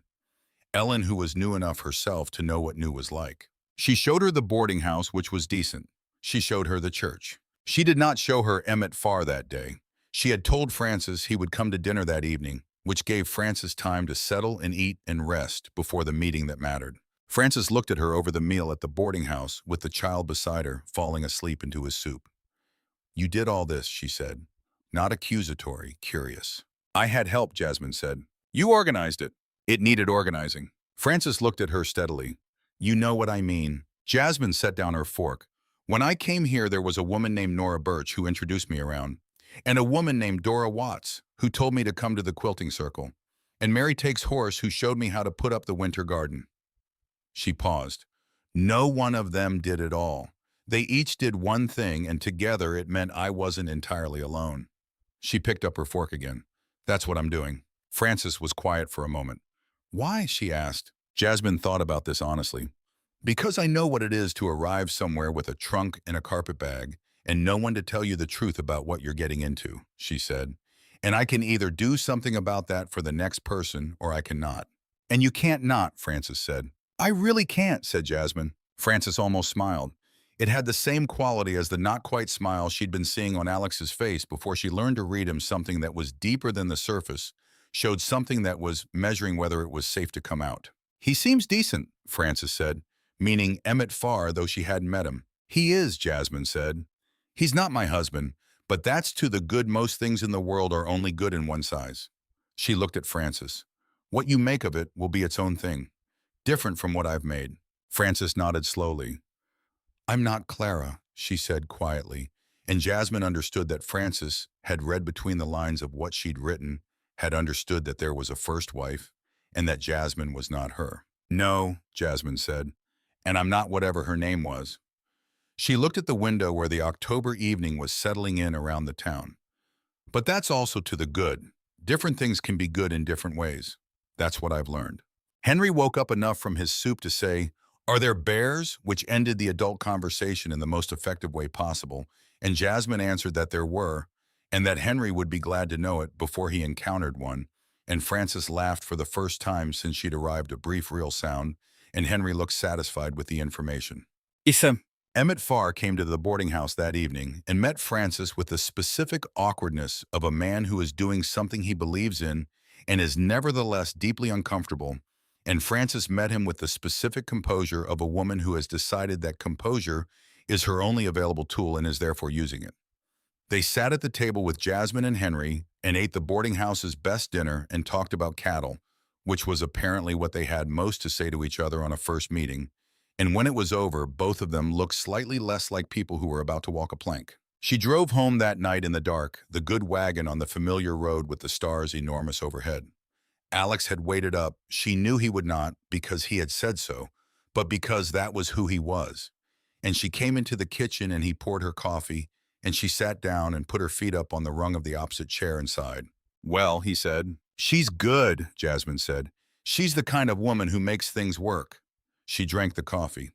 I don't know if he's the right kind of man, but she is more than sufficient for whatever he is. Alex sat across from her, and her boy, Henry, asked about bears. She looked at the ceiling. He'll be fine. He was quiet for a moment. You liked her? I did, Jasmine said. She thought about the right word. She reminds me of myself, except angrier. He looked at her. Were you angry? She thought about Ohio, about the boarding house and the gray November streets, and the practical letter she'd written to a stranger about what she could do. For a while, she said, before I found somewhere the anger could become something else. He reached across the table and covered her hand with his the way he did now without needing to make anything of it. You found it, he said. We found it, she said, together. He turned her hand over and held it, and she let him. And the kitchen was warm and the night was outside where it belonged, and she was exactly where she was supposed to be. There was a snow in October earlier than usual, 2 feet of it in 2 days, that came and went and left the world clean and white and astonished. She walked out in the morning of the first good day after, when the sun was back and the light was the particular blinding white of fresh snow under clear sky, and she stood in the yard with the cold on her face and her breath going white and looked at the mountains. The mountains in winter snow were a different thing from the mountains in summer. They were more present, somehow more specific, the way everything becomes more specific in cold weather, the edges of things sharpening the distances, clarifying the world stripped of its soft green ambiguity and made into something harder and cleaner and more honest. She heard the door open behind her and Ruby's footsteps, the particular cadence of a child who has woken up early and is not going to waste the morning. Come on, Ruby said beside her. She was in her coat and her boots, and she had her sketchbook under her arm. Before the snow gets old. Where are we going? The draw, Ruby said. The birds come back after snow to see what's left. Jasmine went inside and got her coat and her gloves and her own boots, and they walked together to the draw behind the barn, the two of them through the unbroken snow, leaving the first prints in it. The draw was quiet in the way that places are quiet under fresh snow. A specific muffled stillness that felt like something held rather than absent. They found the rose hip thicket still bearing the bright red hips vivid against the white, and Ruby set up to draw, and Jasmine stood beside her. The first bird to appear was a chickadee, black-capped and absolutely undisturbed by the situation, doing what chickadees do in winter, which is to move through the world as if nothing is ever as bad as it looks. Then a nuthatch along the trunk of a dead cottonwood. Then at the edge of the willows, something larger. Jasper, Ruby whispered. A Clark's nutcracker landed in the willow and sat there with the composed authority of a large bird that does not feel the need to justify its presence. It was not something she would have known a year ago, not by name, but Ruby had been teaching her the way Jasmine had been teaching Ruby reciprocally, without hierarchy, and now she knew the nutcracker's name and something of its habits and why the pines of the high country depended on it. Ruby drew the nutcracker with the full absorption she brought to the act of drawing, and Jasmine stood beside her in the snow and watched the bird and thought about nothing in particular and everything in general, the way you think when you're somewhere that is exactly right. After a while, Ruby said, without looking up from the drawing, "Are you happy?" Jasmine looked at this draw, the willow, the nutcracker that had shifted to a higher branch and was now doing something complex with a seed. "Yes," she said. "You don't say it like it's an easy thing," Ruby said. "It isn't," Jasmine said. "It never is exactly. It's more like..." She looked at the snow, the rose hips, the particular quality of the draw in winter. "It's more like a practice, something you keep choosing every day instead of something that just happens." Ruby looked up from the drawing. She had the expression she wore when she was understanding something. She was going to keep the slight inward look of a person filing something important. "Like drawing," she said. "Yes," Jasmine said, "exactly like drawing." Ruby looked back at the nutcracker, then at her drawing, then back at the nutcracker. "Papa chooses it," she said. "With you. I can see him choosing it." Jasmine looked at her. 12, now nearly 13, with the particular clarity of a child who has grown up observing things and has accumulated enough observation to begin to understand what she has seen. "Yes," Jasmine said, "he does." "I'm glad," Ruby said, simply, without drama, the way she said things that were entirely true. The nutcracker dropped from the higher branch to the lower one, and Ruby's pencil moved quick and certain across the page, and the snow held them in its white quiet, and the mountains were there beyond the draw.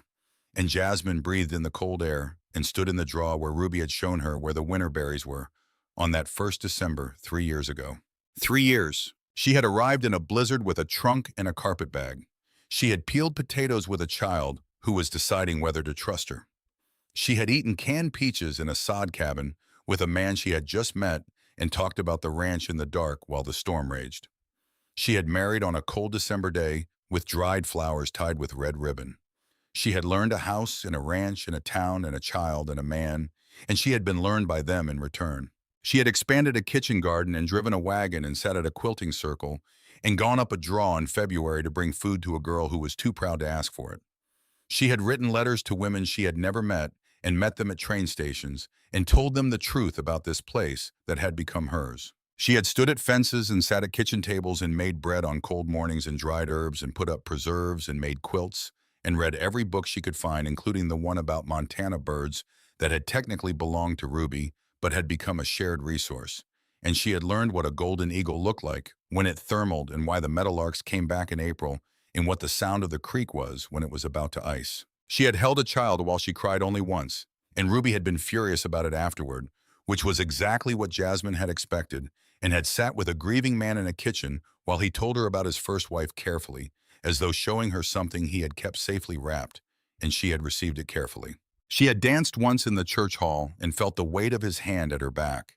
She had warmed her hands over the stove in the first weeks and felt without making anything of it the warmth of him nearby. She had kissed him in a December kitchen and been kissed back. She had been here long enough to have a history here, to be part of the land's history in the small way that a person becomes part of a place's story when they have worked it and lived it and loved it long enough to leave a mark. She was leaving a mark. She knew it now in a way she had not known it when she arrived, when belonging had seemed like something she was working toward rather than something she had.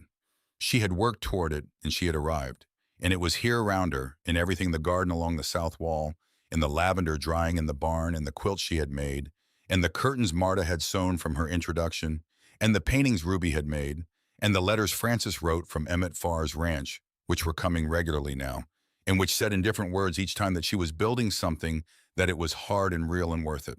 Worth it. She had said that to Frances in that first letter. She had meant it then, and she meant it more now from the deeper knowing of a woman who has lived it rather than only anticipated it. The nutcracker flew away up into the pines. Ruby watched it go and then looked at her drawing and then looked at Jasmine.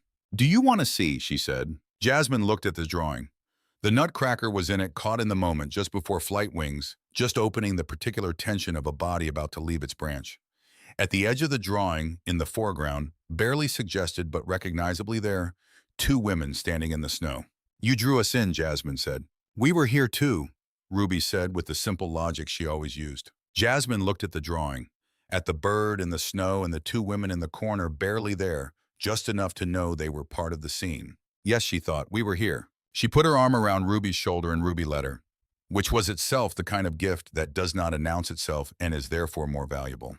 They stood in the draw a while longer in the snow that was still fresh, and the air that was still cold, and the mountains that were always there. Then they went home. Spring of the 4th year. The meadowlarks came back in the first week of April, which was exactly when Ruby had predicted they would. And Henry Lowry, who had attached himself to Ruby with the determined admiration of a boy for an older girl who knows more than he does about interesting things, was there to hear the first one and ran back to tell his mother. Frances came out from Emmett Farr's place that afternoon, which she did most Saturdays, now riding over the 8 miles of Good Spring Road with Henry on the horse behind her. She came into the kitchen with the ease of someone who has found another woman's kitchen to be as comfortable as her own, which was a thing Jasmine had worked toward without stating and which had arrived. They made bread together. They had been making bread together since November when Frances had appeared on a Saturday afternoon and said, "Teach me your bread recipe, mine never rises right." And Jasmine had, and now they made it on Saturdays the way she and Mary Takes Horse put up preserves in summer side by side, in the comfortable rhythm of women who work well in the same space. "He asked me about children," Frances said. Jasmine glanced at her. "His own," Frances said. "Whether I wanted, whether we would—" She looked at the dough in her hands. "He was awkward about it. You'd think he was asking for something terrible." He was asking for something difficult, Jasmine said, which is different. He wants a family, Frances said. He's been alone 8 years. He wants, she turned the dough, he wants something to last. What do you want? Frances was quiet for a moment. I want what I have, she said, to last. She looked at her hands in the dough. I want what we've built I want Henry to grow up knowing this is his place. I want, she stopped. You want to belong somewhere, Jasmine said. Frances looked at her. Her expression was not surprised, but it was slightly raw, the way real recognition makes you a little raw. Yes, she said. Then tell him that, Jasmine said. Tell him what you actually want instead of waiting to see what he offers. Frances turned the dough again. I'm not as direct as you, she said. I know, Jasmine said. You're getting better. Frances made a sound that was almost a laugh. He's a good man, she said. I know. He's not particularly easy. No, Jasmine said. The good ones often aren't. They're carrying things. It takes a while to understand what they're carrying and whether you want to help carry it or not. Frances looked at her. Is that what you found? Jasmine thought about Alex, about the lamp in the hall and the coffee in the mornings, and the way he'd told her about Clara's name, and the way he'd taken her hand at the fence in the summer light. That's exactly what I found, she said. She pressed her hands into the dough and felt the give of it. The living resistance and yield. The way bread dough always reminded her of the best things that they required, patience and warmth and time, and that the result was worth the waiting. Tell him, she said. What you want, all of it. Frances nodded once slowly. Then she went back to her bread. They worked in the kitchen with the spring light coming through the window and the mountains visible at the edge of it, and after a while Frances said, Your needlework is good. Nodding at the piece above the work table, Marta's piece home is the place where you are known. Marta Halverson made it, Jasmine said. She's extraordinary with a needle. I know, Frances said. She's doing the curtains for my house. She looked at the needlework. It's true, isn't it? She said. What it says. It is, Jasmine said, in my experience. Frances turned to look at her. I'm being known, she said. Here, slowly. Yes, Jasmine said. You are. They set the bread to rise in the warm kitchen and went out to see what the children were doing, which turned out to be exactly what the children were always doing. Ruby drawing, Henry watching and learning more about birds than he had ever intended to. Ned Greer in the barn doing something that required tools and produced banging sounds, Cora somewhere in the vicinity being her own complete small person. She stood in the doorway of the barn and watched them. She was 34 years old. She was standing in the doorway of a barn in Montana Territory with the spring air around her and the mountains behind her, and her kitchen full of rising bread, and the people she had chosen and who had chosen her going about the business of the day in all directions. She had come here with a trunk and a carpet bag. She had built this, not alone. Nothing of value is built alone, but with her own hands and her own attention and her own willingness to stay and work and be honest and show up every day for the ordinary and the difficult and the extraordinary and all the infinite ordinary again. Alex came around the corner of the barn and stopped when he saw her in the doorway. He did the thing she loved without having words for it. He just looked at her for a moment without any agenda, without armor, with the full attention of a man who sees a person he values and is not in the habit of hiding it. She looked back.